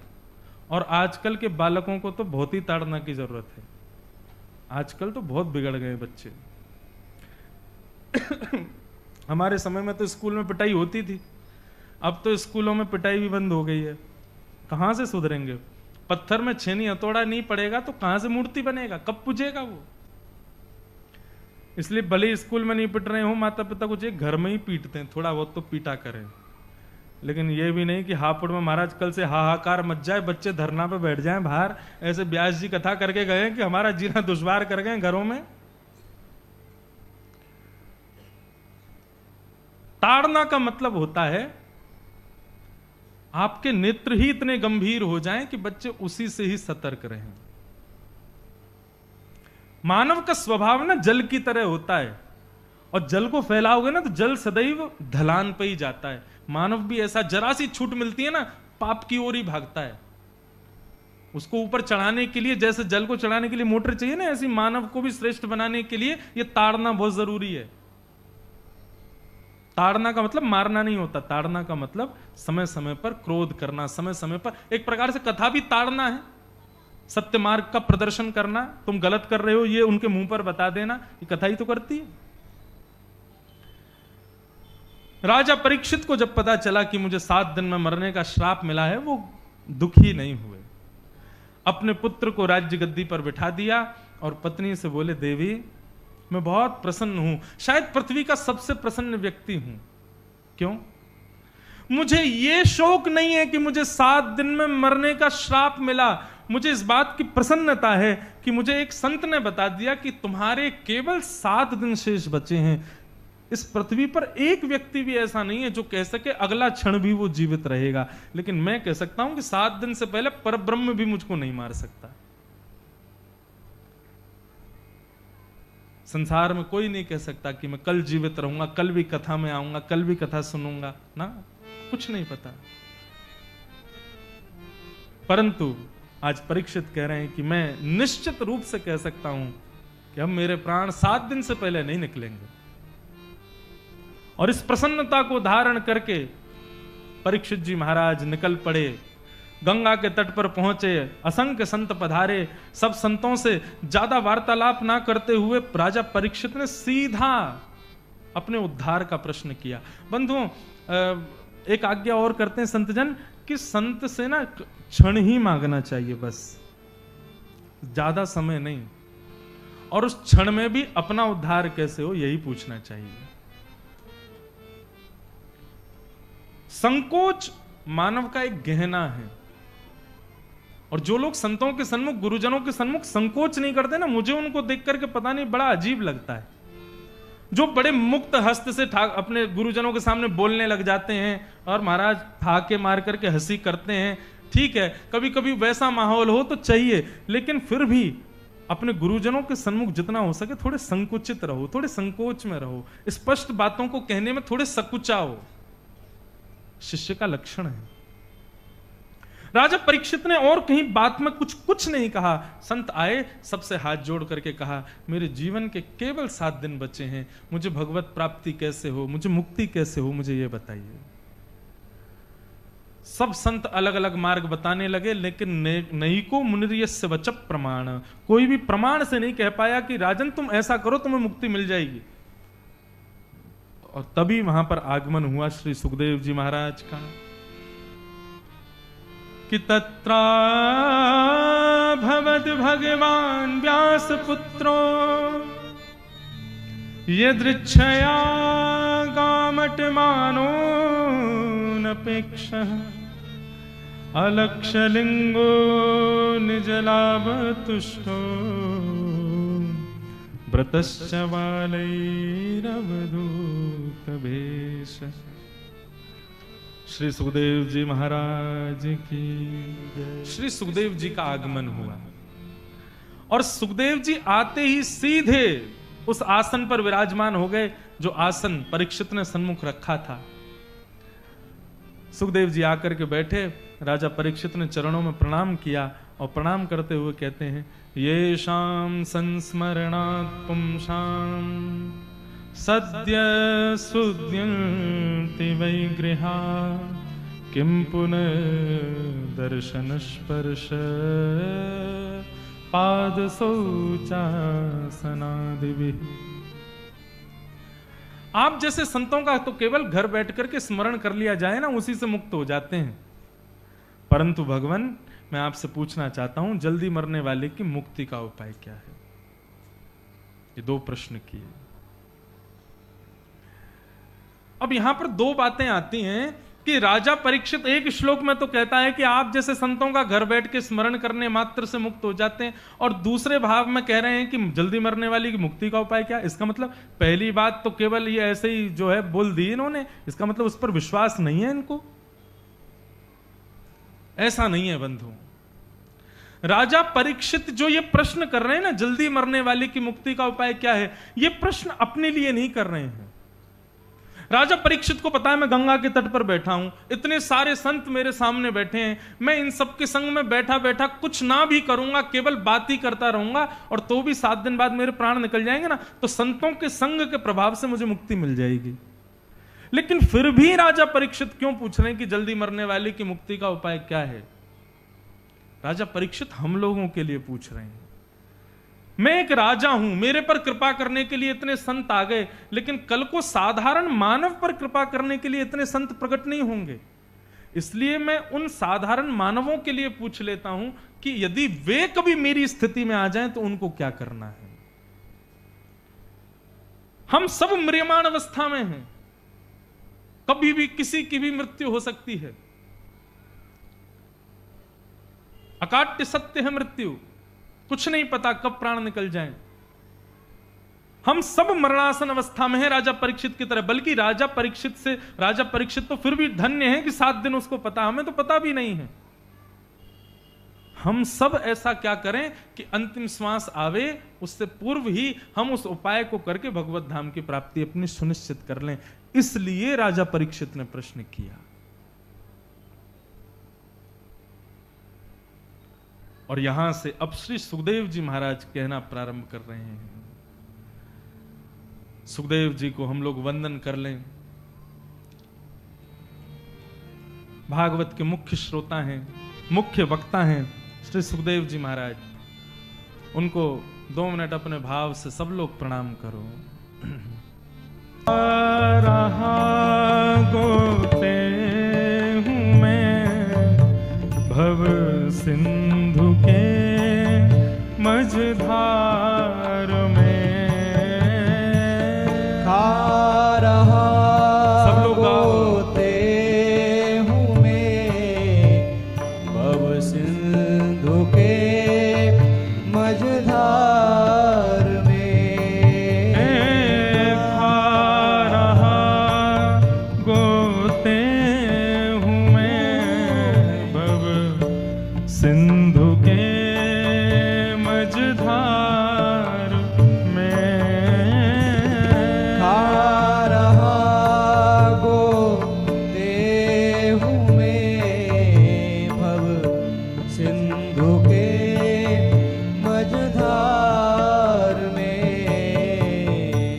पार करना या न करना दोनों मर्जी आपकी, पार करना या न करना दोनों मर्जी आपकी, हे मेरे गुरुदेव करुणा सिंधु करुणा कीजिए,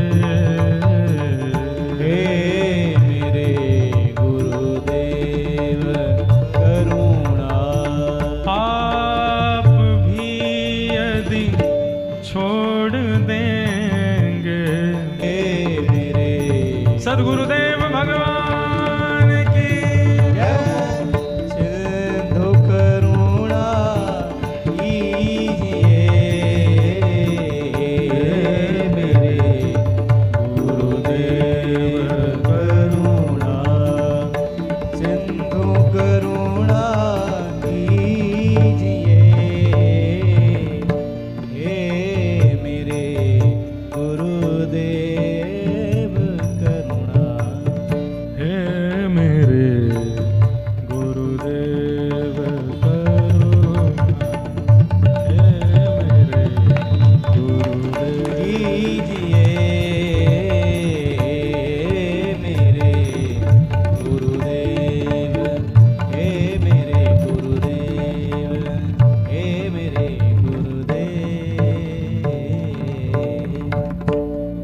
बोलो वृंदावन बिहारी लाल की जय, सद्गुरुदेव भगवान की जय। यह भी एक सुखद संयोग है कि यहाँ सद्गुरुदेव भगवान को व्यासपीठ से प्रणाम किया जा रहा है और उसी बीच में व्यास जी के ही सद्गुरुदेव पधारे हैं। आज परम सौभाग्य है कि हमारे इस मंगल में महाराज जी के इस मंगल उत्सव में आज कृपा पूर्ण सन्निधि प्रदान करने के लिए श्रीमद् भागवत के प्रेरणा स्रोत, जिन्होंने अनेक वक्ताओं को प्रेरणा प्रदान की है, देह बुद्धि से मेरे पिता हैं परंतु आत्मदृष्टि से मेरे सद्गुरुदेव हैं, ऐसे पूज्य पिताजी महाराज को बारंबार प्रणाम।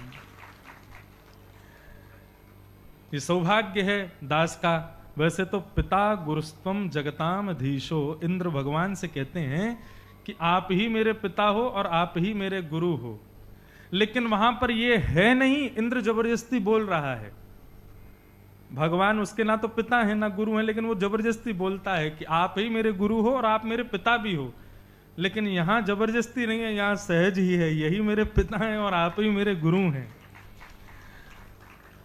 गुरु दीक्षा का जब भाव मन में आया तो चित्त वृत्ति और संत जनों की आज्ञा यही हुई कि आपके पिता से श्रेष्ठ आपको गुरु नहीं मिलेंगे, उन्हीं को ही गुरु मानो। और ऐसे गुरु सबको मिल जाएं। गुरु क्या बोलते हैं उसको, गुरु पहलवान, हाँ गुरु मेहरबान तो चेला पहलवान। और इसके प्रत्यक्ष दर्शन के रूप में तो हमारे पूज्य रविंद्रानंद जी महाराज हैं। आपके ऊपर देखो सदगुरुदेव की ऐसी कृपा, इतने पहलवान चेला।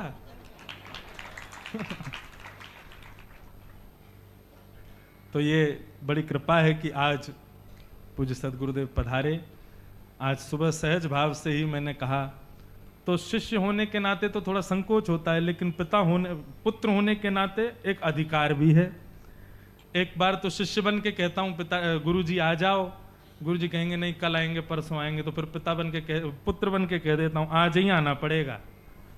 हाँ, तो शिष्य में तो थोड़ा संकोच है, लेकिन पुत्र में तो अधिकार है, दोनों प्राप्त हैं। आज पूज्य सदगुरुदेव पधारे हैं, बहुत बहुत प्रणाम। मुझे पहले तो भय लग रहा था, मैंने पिताजी आके कहीं प्रसंग सुन के नाराज नहीं हो जाए, तुम्हारा यहाँ 5वां दिन चल रहा है, अभी तुम यहीं बैठे हो, इतने आराम आराम से कथा चल रही है। हमको महाराज जी की आज्ञा हो गई कि अपने मन से स्वांत सुख से खूब आनंद से रज रज के धीरे धीरे कथा सुनाओ। और आज सुखदेव जी का आगमन हुआ कथा में, और उसी क्षण में पूज्य सदगुरुदेव का आगमन हुआ। बारंबार प्रणाम करते हैं श्री चरणों में। अब थोड़ी देर हम बोल देते हैं, फिर गोवर्धन उत्सव की कथा तो पूज्य पिताजी ही सुनाएंगे।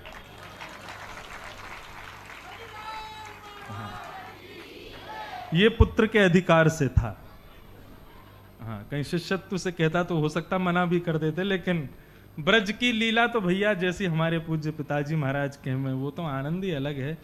तो हम थोड़ी देर तो कुछ कह देते हैं, फिर उसके बाद ब्रज के जो गोवर्धन उत्सव की कथा है वो तो पूज्य सदगुरुदेव भगवान ही सुनाएंगे।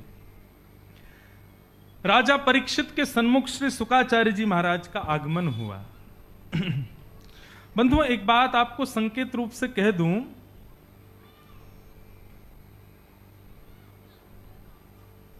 कई लोग मेरे पास आकर के कहते हैं महाराज जी हम अभी गुरु जी ढूंढ रहे हैं किसको बनाएं।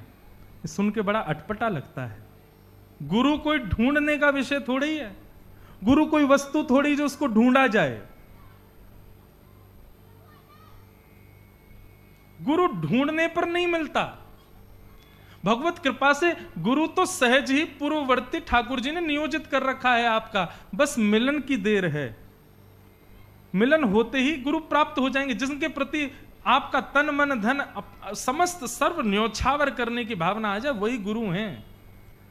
गुरु कोई ढूंढते थोड़ी हैं कि उनकी परीक्षा लें, उनकी कथा सुने, कौन अच्छा बोलते हैं, कौन ठीक बोलते हैं, कौन समान बोलते हैं। इस प्रकार से गुरु ढूंढा थोड़ी जाता है। बल्कि ऐसा कहा जाए तो ठीक है, गुरु कभी शिष्य कभी गुरु को नहीं खोजता, गुरु ढूंढता हुआ शिष्य के पास आता है। आज स्वयं परीक्षित के सन्मुख सुखदेव जी पधारे हैं। परीक्षित ढूंढने नहीं गए हैं, परीक्षित सुखदेव जी को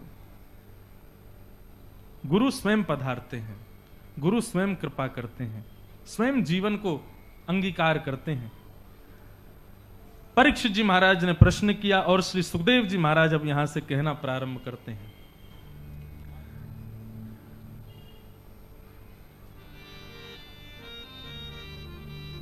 कि वरीयानेशते प्रश्न कृतो लोकहितं नृप आत्मवित् सम्मतः पुंसा श्रोतव्यादिषु पर। राजन, तुमने ये प्रश्न अपने लिए नहीं किया है। वैसे तो तुम्हारा प्रश्न बहुत अच्छा है कि जल्दी मरने वाले की मुक्ति का उपाय क्या है, लेकिन यदि ये प्रश्न तुमने अपने लिए किया है, यदि इस प्रश्न को पूछने वाला स्वयं परीक्षित है, तो ये प्रश्न उचित नहीं है। तुम मुक्ति की कामना करते हो परीक्षित, और तुम वो बालक हो जिसने जन्म बाद में लिया, मातृ गर्भ में भगवान का दर्शन पहले किया। भगवान ने केवल तुमको इसलिए बचाया ताकि तुम एक समय आने पर मुझसे मुक्ति की कामना करो। मतलब राजा परीक्षित के इस प्रसंग से सुखदेव जी प्रसन्न नहीं है कि तुम मुक्ति क्यों मांग रहे हो। मांगनी है तो भक्ति मांगो। मुक्ति में और भक्ति में अंतर क्या है?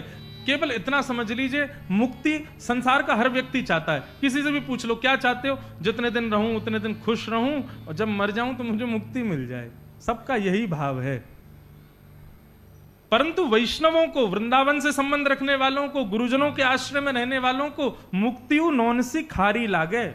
वो मुक्ति की कामना नहीं करते, उनकी कामना तो भक्ति की होती है। और मुक्ति और भक्ति में अंतर केवल इतना जानो, मुक्ति मतलब मृत्यु के पश्चात भगवत दर्शन, और भक्ति का मतलब जीते जी भगवत दर्शन, जीते जी ठाकुर जी के सन्मुख विराजमान। एक प्रसंग याद आता है, भक्ति की कैसी सामर्थ्य है। श्री गोविंद दास जी गोवर्धन पर बैठे थे और गुसाई श्री विठलनाथ जी को पद सुना रहे थे।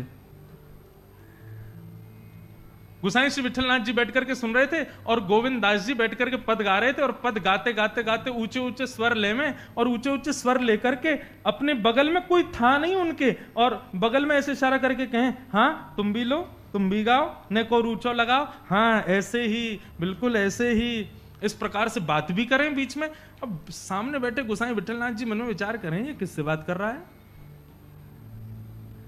अब गाते गाते अचानक गोविंदास जी बोले, अच्छा बताऊं, ऐसे गलत स्वर लगावे, गलत स्वर लगावे।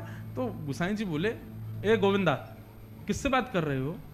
ये बीच बीच में किसको बोलते हो कि स्वर ठीक लगाओ, स्वर मधुर करो और ऐसे अच्छा गाओ, किससे बात करते हो? गोविंद स्वामी जी के नेत्र सजल हो गए। वो लोग, और कौन होगो, तुम्हारो लाला बैठो है मेरे संग में, कान पे हाथ धर के आलाप लगा रो है, प्रेम से गा रो है, रज रज के गा रो है। गोसाई विठलनाथ जी बोले, कहां बैठे हैं? बोले वो खंबा के पीछे आड़ में बैठो है। गोसाई श्री विठलनाथ जी बोले, गोविंदा इधर आ। गोविंद स्वामी जब सन्मुख गए तो गोसाई जी बोले, देखो तुम्हारा और ठाकुर जी का सख्य भाव है, मैं उसमें विक्षेप नहीं बनना चाहता। मैं नहीं चाहता कि ठाकुर जी मेरे समीप प्रकट होकर वो लीला करें जो तुम्हारे लिए करते हैं।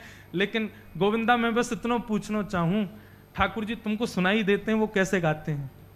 गोविंदा बोले, हाँ सुनाई देते हैं। तो बस इतना बताओ, ठाकुर जी का स्वर कैसा है, ठाकुर जी गाते कैसा है? गोविंदास जी के नेत्र सजल हो गए और गोसाई विठलनाथ जी से बोले, आप तो लाला इतनो मधुर गावे, इतनो स्वर में गावे। श्रीमद् भागवत के युगल गीत में ठाकुर जी के वंशी के नाद का वर्णन है कि ठाकुर जी वंशी कैसी बजाते हैं, कितनी स्वर में बजाते हैं। तो बताते हैं कि ठाकुर जी जब वंशी बजाते हैं तो आकाश में देवादिदेव महादेव स्वयं ब्रह्मा, स्वयं सरस्वती हाथ में कलम और कॉपी लेके बैठते हैं और ठाकुर जी जिस जिस स्वर को बजाते हैं उसको लिख करके वे सब विचार करते हैं कौन सा राग बजा रहे हैं, ये कैसे बजा रहे हैं। जब भोर का राग ठाकुर जी बजाने लगते हैं तो सूर्य प्रकट होने लगते हैं, लेकिन अचानक ही ठाकुर जी ऐसा राग बजा देते हैं जो रात्रि का होता है, तो चंद्रमा भी प्रकट हो जाते हैं। ठाकुर जी जब वंशी बजाते हैं तो आकाश में सूर्य चंद्र दोनों विद्यमान होते हैं। ऐसे स्वर के अधिपति हैं हमारे ठाकुर जी। लेकिन आज श्री गोविंद दास जी से गोसाई जी पूछते हैं लाला को स्वर कैसो है, लाला गावे कैसो है। गोविंद दास जी बोले गोसाई जी आपको लाला बहुत मधुर गावे, आपको गाना बहुत प्रिय गावे, लेकिन गोसाई जी बोले लेकिन मतलब कहीं कोई गड़बड़ी करे, कहीं कोई चूक कर जाए। बोले नहीं नहीं, आपको लाला बिल्कुल बढ़िया गावे, कोई राग में कोई चूक ना करे, लेकिन किशोरी जी लाल से वो बढ़िया गावे, लाल जी तो वो मधुर गावे। जब किशोरी जी गाना प्रारंभ करे ना तो तुम्हारो लाला वो फीको लगे। आहा, ये भक्ति की पराकाष्ठा है। ये मुक्ति में संभव नहीं है, ये भक्ति में संभव है। भक्ति का मतलब हम जीते जी संसार के मध्य में ही जब हम अपने परिवार के लोगों को क्रिया करते हुए देखते हैं, ठीक उसी प्रकार ठाकुर जी को क्रियान्वित देखें। ये भक्ति की पराकाष्ठा है। आज श्री शुकाचार्य जी महाराज परीक्षित के भाव को सुनकर के यह कहना चाहते हैं कि परीक्षित तुम मुक्ति मत मांगो, तुम तो भक्ति मांगो। अरे आज 7वां दिन होता, अंतिम क्षण होता, तुम्हारे प्राण निकल रहे होते, तब भी मैं आ जाता तो तुमको मुक्ति दिला देता। ये 7 दिन तुम्हारे पास हैं, इन 7 दिनों में तो तुम मुक्ति नहीं भक्ति मांगो। अगर ठाकुर जी कृपा हुई ना इन 7 दिनों में भक्ति के प्रभाव से, ठाकुर जी यहीं प्रकट होके तुम्हारे गले में गलवैयां डाल करके तुमको लेके जाएंगे अपने धाम को। ये भक्ति की सामर्थ्य है। इस प्रकार श्री शुकाचार्य जी परीक्षित को समझाते हैं और भक्ति के मार्ग पर चलने के लिए आज्ञा करते हैं। अब आगे का जो प्रसंग है, अब जो कथा आगे सुना रहे हैं वो हम लोग कल के प्रसंग में सुनेंगे 2 बजे से। आज पूज्य सदगुरुदेव भगवान आए हैं, गोवर्धन लीला यहाँ पर 56 भोग सजे हैं। ब्रजमंडल की गोवर्धन उत्सव की कथा पूज्य सदगुरुदेव से सुनेंगे, लेकिन उससे पूर्व 2 मिनट श्री जी को प्रणाम कर लो। मन भूल मत जइयो राधा रानी के चरण, मन भूल मत जइयो राधा रानी के चरण। हे मन भूल मत जइयो श्यामा प्यारी के चरण, मन भूल मत जइयो श्यामा प्यारी के चरण। हो राधा रानी के चरण, महारानी के चरण, राधा रानी के चरण, महारानी के चरण। राधा रानी के चरण, श्यामा प्यारी के चरण, राधा रानी के चरण, श्यामा प्यारी के चरण। मन भूल मत जइयो राधा रानी के चरण, मन भूल मत जइयो राधा रानी के चरण। मेरे मन भूल मत जइयो श्यामा प्यारी के चरण, मेरे मन भूल मत जइयो श्यामा प्यारी के चरण। बांके ठाकुर की बांकी ठकुरानी के चरण, बांके ठाकुरानी के चरण। बांके ठाकुर की बांकी ठकुरानी के चरण, बांके ठाकुर की बाकी ठकुरानी के चरण। मेरे मन भूल मत जइयो राधा रानी के चरण, मन भूल मत जइयो राधा रानी के चरण। मन भूल मत जइयो श्यामा प्यारी के चरण, मन भूल मत जइयो श्यामा प्यारी के चरण। ये शब्द मुझे बड़े प्रिय लगते हैं। ओ वृषभानु की किशोरी, ये तो गैया हूते भोरी। वृषभानु की किशोरी, ये तो गैया हूते भोरी।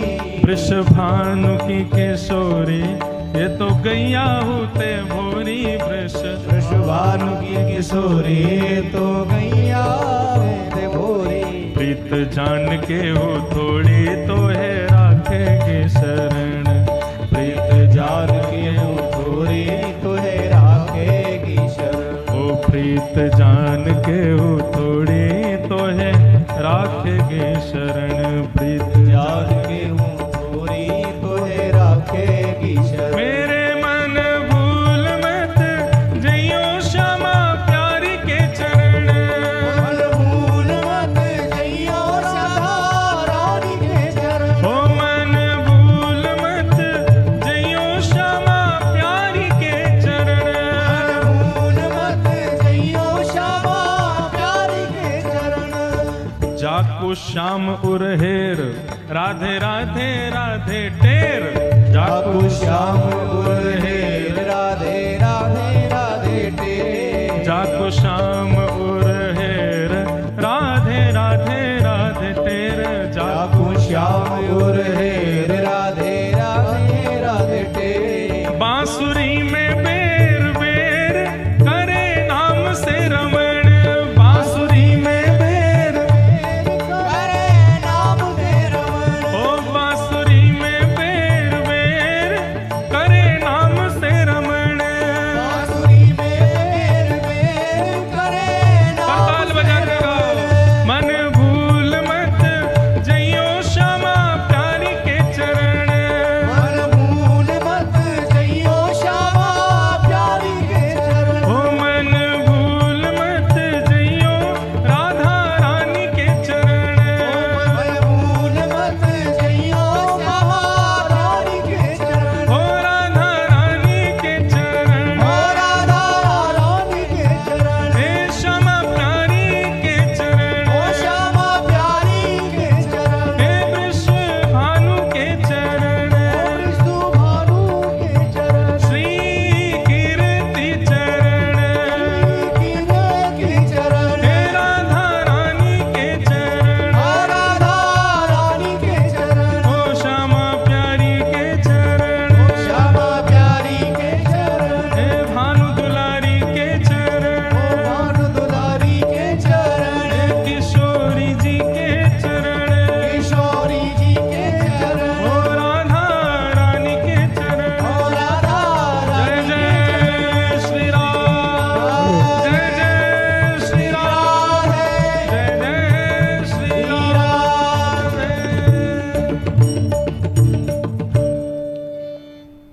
श्री किशोरी जी को प्रणाम करते हुए आज के भागवत सत्र को यहाँ विराम दे करके कल पुनः 2 बजे से हम लोग श्रवण करेंगे। अभी गोवर्धन लीला का प्रसंग आज हम सबके मध्य में पूज्य सद्गुरुदेव पधारे हैं। उन्हीं के भाव से श्रवण करेंगे, उन्हीं के सुंदर मुखारविंद से श्रवण करेंगे। अभी अभी हम सबके मध्य में श्री ठाकुर जी के प्रेम रस के उपासक पूज्य श्री नरेश भैया जी भी पधारे हैं। बहुत बहुत प्रणाम आपको। आप श्री का भी दर्शन एक बार दास को गाजियाबाद में हुआ था और वहाँ के ठाकुर जी का भी दर्शन, खूब मधुर दर्शन, खूब मधुर भाव से ठाकुर जी विराजते हैं आपके यहाँ। आप श्री का भी खूब खूब अभिनंदन, स्वागत। अभी गोवर्धन लीला का प्रसंग आप सब लोग और मैं भी हम सब श्रवण करते हैं और फिर ठाकुर जी का मंगल उत्सव मनाएंगे। बोल गोवर्धन नाथ की, गिरिराज धरण की जय। जय श्री राधे। बोलो गंगा मैया की। दोनों हाथ उठा के बोल दो गंगा मैया की। जुगल जोड़ी सरकार की श्री सद्गुरुदेव भगवान की जय। आज परम सौभाग्य का आज अवसर लगभग पूज्य परम श्रद्धेय परम आदरणीय श्री ठाकुर जी का इस हापुड़ की धरती पर लगभग 28 साल के बाद फिर आगमन हुआ। आज 28 साल पहले यहाँ भागवत ज्ञान लोक पार्क में हुई थी। हम भी छोटे से थे, गए थे। उस दिन के बाद फिर ये आज अवसर हमको प्राप्त हुआ। ये बहुत सौभाग्य की बात है, बहुत बड़ा हम लोगों का। ये सब कृपा पूज्य महाराज जी की है। ये सब महाराज जी का लगाया पेड़ है। हम तो वैसे ही आम खा रहे हैं। और आज रात की भजन संध्या वहीं तुलाराम की धर्मशाला में। आज शहर में कई भजन संध्या हैं, पर आप कई जगह हो के पर तुलाराम की धर्मशाला में सब जरूर आना। सबसे मेरी करवत प्रार्थना है, इन बहनों को मैंने इतने प्रेम से ये ठाकुर जी को रिझाती हैं दोनों, जैसे हमारे सतगुरुदेव जुगल जोड़ी थी, ये बहनें भी जुगल जोड़ी हैं। तो ऐसे ही आज पूज्य महाराज जी के ही पावन सानिध्य में आज ये रात की भजन संध्या होगी, कल की भी होगी, परसों भागवत का विश्राम होगा, 14 तारीख को हवन हो जाएगा, उसके बाद भंडारा हो जाएगा, फिर तो कड़ी पकोड़ा बेसन का और रास्ता पकड़ो स्टेशन का। आप भी पकड़ेंगे और हम भी पकड़ेंगे, हम भी जाएंगे अपने देश। अब 14 तक का ही है, सब पूछ रहे बार बार। समापन 13 का हो जाएगा, फिर 14 तारीख को हवन तुलाराम की धर्मशाला में ही होगा, फिर 11 बजे से लेके शाम 5 बजे तक खूब भंडारा चलेगा। पूरे मोहल्ले के मोहल्ले नोट देना आओ, सबका स्वागत है। पूज्य गाजियाबाद से पूज्य श्री आदरणीय परम संत श्री नरेश भैया जी पधारे हैं, जो पूज्य भाई श्री हनुमान पोदार जी का परिकर है। अब दो सभी महापुरुषों के लिए जोर से ताली बजा के स्वागत करना। हमें व्यासपीठ पे पूज्य श्री महाराज जी श्री विराजमान है। हमको लगा नहीं ऐसा कोई हमारे पास व्यास आए, हमको तो ऐसा लगा कि घर में ही कोई रह रहे हैं। कोई हमको किसी प्रकार का जितना आनंद आया, ये सब संस्कार किसी से मिलते हैं तो ही ये बात बन पाती है। हम भी महाराज जी के साथ जाते थे तो ये सीख किसी संत के, गुरुजनों के, किसी महापुरुष के साथ रह के ये सीख मिल जाती है, अन्यथा नहीं मिलती। 12 साल रहो संतों की टोली, तब आती बोली। जब 12 साल आदमी बिता देता है, हम लोगों को इतनी चित्त से, इतनी प्रसन्नता, ऐसा मेरे पास कोई विषय नहीं है। ये हरिद्वार भी आते हैं, ऐसा घर की तरह हमको ऐसा महसूस होता है, इतना अच्छा लगता है, मैं आपको उसका बयान नहीं कर सकता। फिर भी आपको आज हमारे सुबह आज कई लोग पूज्य महाराज जी के पास कक्ष में बैठे थे, तो 2024 में फिर पूज्य स्वामी व्यास जी इंद्रेश जी की कथा फिर हापुड़ में दोबारा होगी। उसकी घोषणा आज करी, क्योंकि वो जगन्नाथ जी का 25वां पट उत्सव है। अब 25वें में एनिवर्सरी तो बड़ी जोर से मनाते हैं गृहस्थी लोग, अब ठाकुर जी का है तो फिर वो भी तो जोर से मनाओ। तो हमने कहा उनको आज, तो सब ने हाँ करी। तो फिर कोशिश करेंगे कि उस 7 दिन में महाराज जी भी प्रार्थना करेंगे, फिर ऐसी ठाकुर जी की इच्छा हुई तो हम भी 7 दिन फिर विराजेंगे। फिर अब तो और 2023 का उत्सव भी देखो, कथा भी निश्चित कर लेंगे किन महापुरुष की होगी, फिर ऐसे ही पंडाल लगेगा, यही परिकर होगा, यही भक्त होंगे, इन्हीं की घोषणा है। इन बच्चों ने बड़े साथ दिया, इन सचिन है, शोभित है, मधु बहन जी हैं, मेरी ये महाराज जी, ये प्रेरणा दो जाएगी जो कथा थी, ये वो 2 बहनें ये बैठी हैं कुर्सी पे, ये और एक वो 3, इनका संकल्प था। वो फिर कोरोना आ गया, वो देवता थोड़े 2-3 साल रह गया, हो गया तो फिर अवसर हमको प्राप्त हुआ। हम सबका आज परम सौभाग्य है।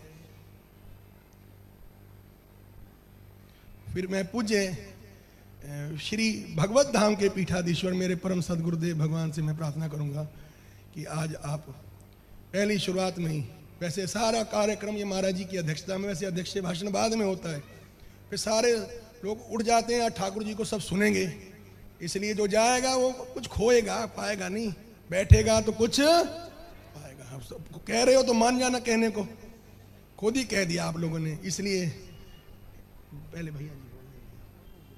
हाँ जी, हाँ।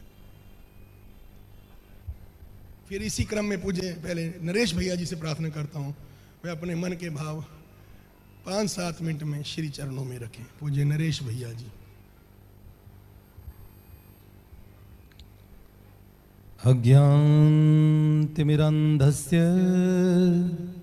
ज्ञानाञ्जनशलाकया चक्षुरुन्मिलितं येन तस्मै श्रीगुरवे नमः।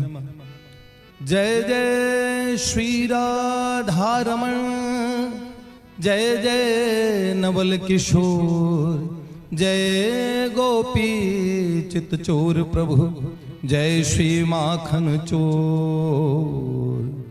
भक्त भक्ति भगवंत गुरु, चतुर नाम वपुए, इनके पद वंदन किए, नाशई विघ्न अनेक। श्री लाडली लाल की जय, अनंत कोटि सब संत महात्माओं की जय, पूज्य महाराज जी की जय, व्यासदेव भगवान की जय, परम पूज्य श्री ठाकुर जी महाराज की जय। जय जय श्री राधे, जय जय श्री राधे, जय जय श्री राधे श्याम। देखिए, महापुरुषों में एक पद्धति है, यहाँ पे वो कहते हैं, जिम बालक कहीं तोतरी बाता, सुनहि मुदित मन पितु अरु माता। पूज्य महाराज जी विद्यमान हैं, मैंने प्रथम बार दर्शन किए हैं। पूज्य श्री महाराज जी, इन्होंने संपर्क किया और श्री नारदीय निकुंज में फोन आया।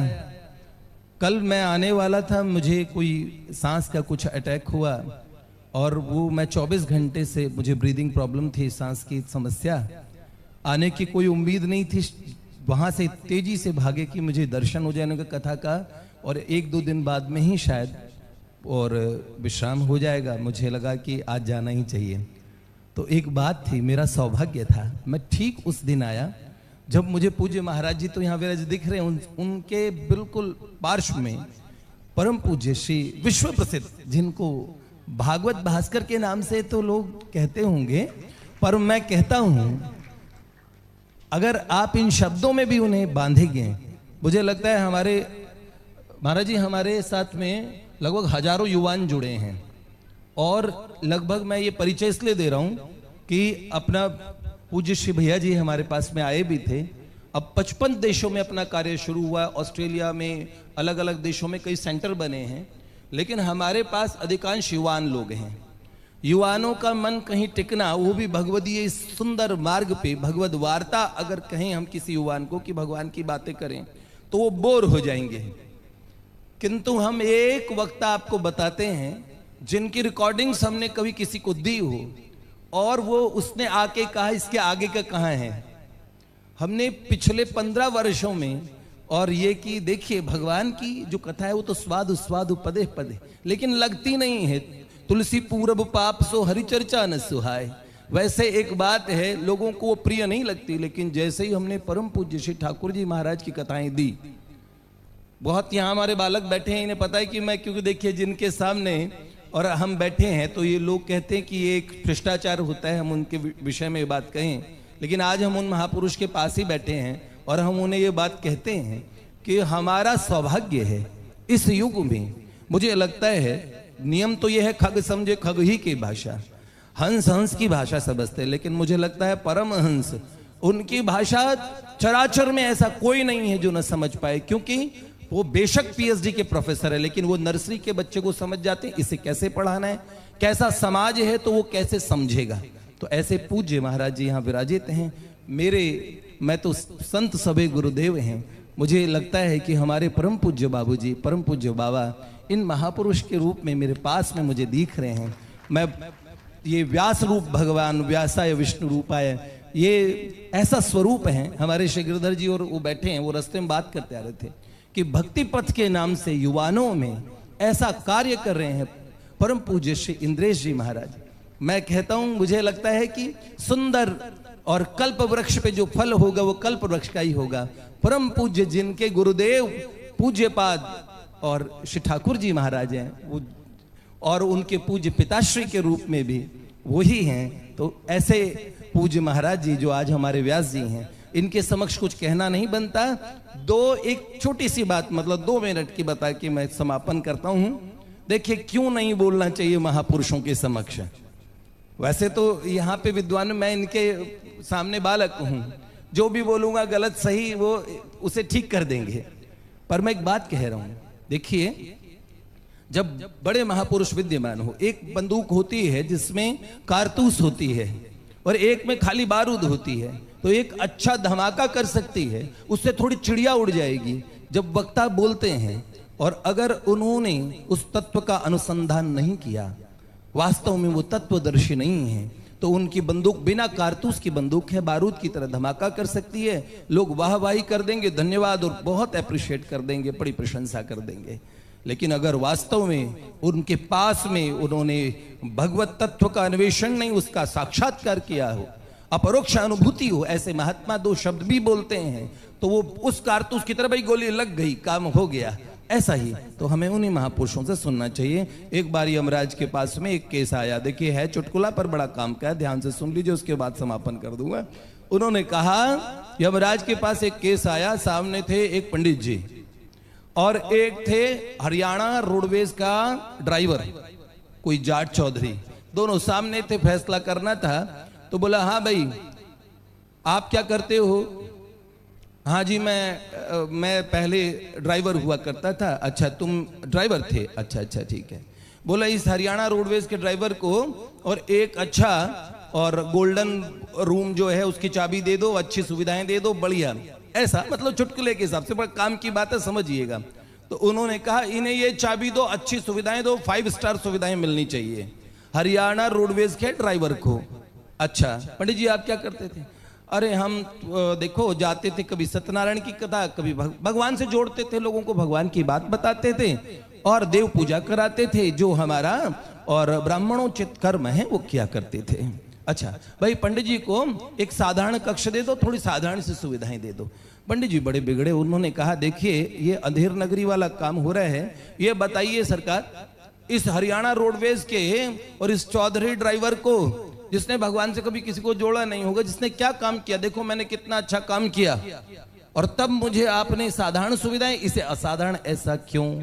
तो यमराज जी ने कहा देखो बेटे पंडित जी, परिणाम को देखो, परिणाम असल में जब आप कथा कहते थे, कुछ सुनाते थे, सत्यनारायण की कथा बांचते थे, कार्तिक मास का महात्म्य सुनाते थे, तब हो सकता है लोग सो भी जाते हों, मन से सुनते हो या ना सुनते हो, ऐसा हो सकता है कि ना सुनते हो। एक बार को वो आपके पास बैठे बोर हो जाते थे, उनका भगवान में मन लगा या नहीं लगा, जुड़ पाए या नहीं जुड़ पाए, इसमें संशय रहता था।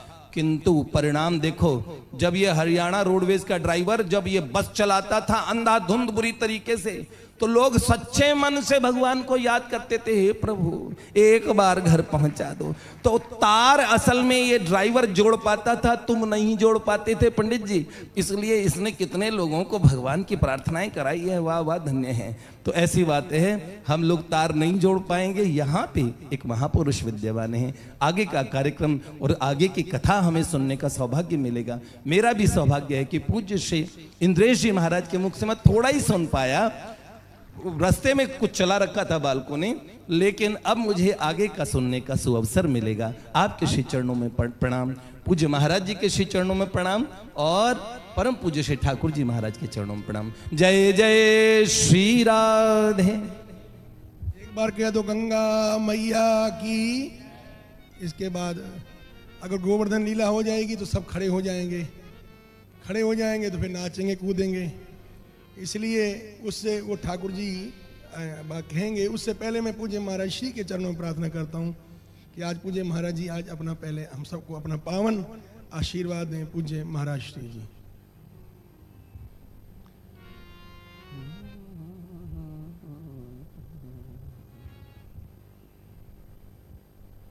व्रजे प्रसिद्धं नवनीत चौरम गोपांगनानां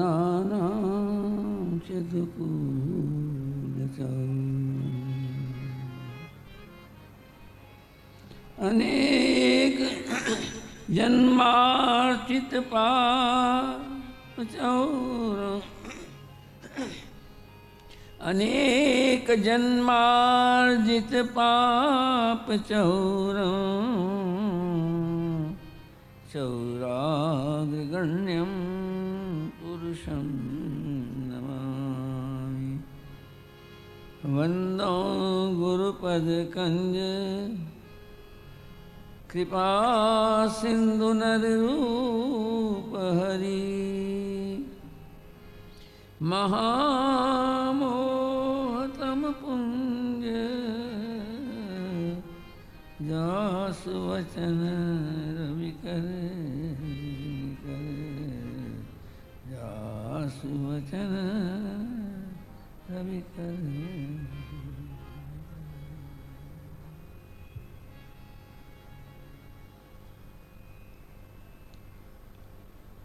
परम श्रद्धेय अनंत श्री विभूषित कृपा सिंधु भगवद अवतार जिनके पार कृपा के परिणाम स्वरूप ये सब दिव्य कार्यक्रम चल रहा है, ऐसे परम वीतराग तपस्वी परम भागवत और भागवत शास्त्र के भागवत महापुराण के विशेष रूप से परम विद्वान अपने सद्गुरुदेव युगल जोड़ी सरकार के श्री चरण कमलों में प्रणाम करते हुए अखिल कोटि ब्रह्मांड नायक परात्पर परमात्मा भगवान श्री कृष्ण के वाङ्मय स्वरूप श्रीमद् भागवत महापुराण को प्रणाम करते हुए व्यासपीठ सहित व्यास रूप में उपस्थित हमारे आदरणीय परम विद्वान मधुर कंठ और मधुर कथा मधुर अधिपति रखी जब मधुर परम भागवत श्री इंद्रेश जी महाराज को भी प्रणाम करते हुए और उनके गुरुदेव भी और उनके जनक भी। जनक शब्द से यहाँ मैं दो रूप में स्वीकार करता हूँ, उसमें मतलब भाव रखता हूँ, देह दृष्टि से भी जनक और भागवत व्यास के रूप में भी जनक।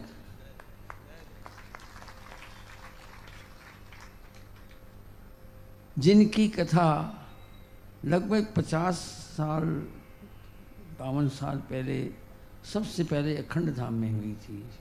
श्रीमद् भागवत महापुराण की कथा सप्ताह यज्ञ आपको शायद स्मरण होगा। उसके बाद वहाँ अनेक वर्ष होती रही, वहाँ सुनने का सौभाग्य प्राप्त होता रहा और बम्बई में तुलसी निवास में भी कई बार श्रवण करने का प्रतिवर्ष लगातार अवसर मिलता रहा और फिर ब्रह्म निवास में भी कई बार अवसर मिला। और जिनकी मधुर कथा को मैं अनेक बार YouTube पर भी सुनता रहता, क्योंकि आपका कंठ भी परम मधुर है, कथा भी परम मधुर है। मधुराधिपते रखिदम मधुरम, ऐसे हृदय से ऐसे श्री आचार्य प्रवर प्रसिद्ध नाम श्री ठाकुर जी, क्योंकि बचपन से ही ठाकुर जी हैं। आपके उस रूप में दर्शन करने का सौभाग्य तो प्राप्त नहीं हुआ, लेकिन आप बचपन से ही ठाकुर जी हैं और आजीवन ठाकुर जी। ऐसे आदरणीय श्री ठाकुर जी के शरणों में आपके वैदुष्य, आपके माधुर्य, आपके विश्व भर में भगवान की मधुर कथा के प्रचार प्रसार का स्मरण करते हुए मैं वंदन करता हूँ, अभिनंदन करता हूँ। पूरे भगवत धाम, उसकी शाखाओं और उनके भक्तों की ओर से जो उपस्थित हैं उनकी ओर से भी सबकी ओर से अभिनंदन और नमस्कार। सभी संत वृंद, विप्र वृंद, विद्वज्जन, संगीता सामवेद के साधक संगीताचार्य गण और जिनके बिना कथा का स्वरूप ही नहीं बनता, ऐसे भावना से श्रद्धा से श्रवण कर रहे प्रभु प्रेमी गुरुमुख सर्व सज्जनों, श्रद्धा भक्ति स्वरूपा आदरणीय सम्माननीय वात्सल्य में स्नेहवती भक्तिमती माताओं तथा बहनों, जब मैं प्रवेश कर रहा था तो उस समय कलयुग की चर्चा चल रही थी और कलयुग में जो 5 स्थान रहने के लिए मिले थे उनकी चर्चा थी। उसी में से एक बात विशेष रूप से मन में आई कि आपकी कथा सुनने का लाभ तभी है जो बंधु बैठे हैं केवल सुना पल्ला झाड़ कर चल दिए, कोई फायदा नहीं। श्रवण के बाद मनन, मनन के बाद निधिध्यासन, जीवन में उसका उतरना आवश्यक है।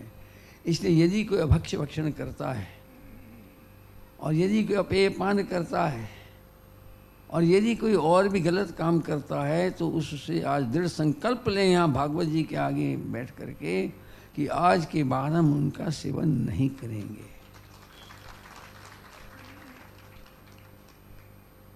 इस तालियों की संख्या ही बताती है कि सब लोग तैयार नहीं हैं। अब लगा कि अब तैयार हो गए हैं, इसके लिए आपका मैं बहुत बहुत धन्यवाद करता हूँ। और जिन्होंने इस बात को स्वीकार किया है और मन में विचार किया है, प्रतिज्ञा की है, उनका मैं सदा ऋणी रहूँगा। एक बार माताओं के लिए भी है उसी प्रसंग में।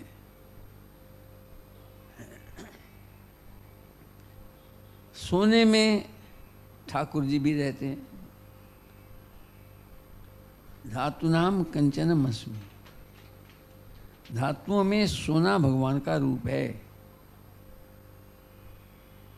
इसलिए ये कोई नहीं कहता कितने हीरे पहने हैं, कितने मोती पहने हैं। सब ये कहते हैं कितना सोना पहना है, कितना सोना पहनाया है बेटी को विवाह में। सोने की चर्चा हो। स्वर्ण जो है उसकी चर्चा बहुत हो सकती है, लेकिन नहीं करूँगा क्योंकि मुझे भी उत्कंठा है श्री ठाकुर जी महाराज से गोवर्धन लीला श्रवण करने की। लेकिन माताओं से एक निवेदन करना चाहता हूँ कि यदि आप अपने पतिजनों को स्वर्ण के आभूषण के लिए परिस्थिति न होते हुए भी मजबूर करते हैं तो उनके पास कोई और चारा नहीं है, 2 नंबर में ही धन कमा करके उससे सोना ले करके तब आपको गहना बना कर देंगे। तो आप ये न सोचना कि हमें सोने का गहना मिला है, आप ये सोच लेना कि सोने गहने के साथ कलयुग भी प्राप्त हो गया है।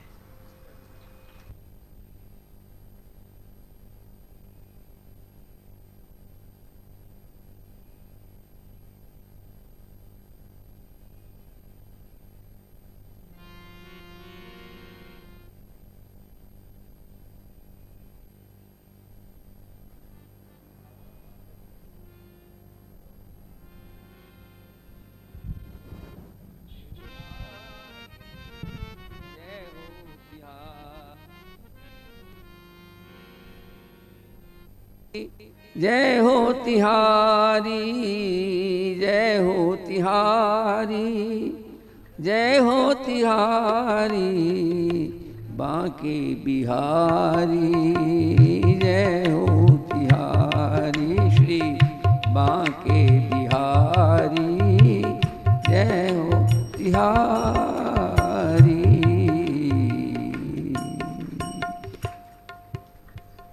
बोले श्री बांके बिहारी लाल की, गिरिराज धरण की।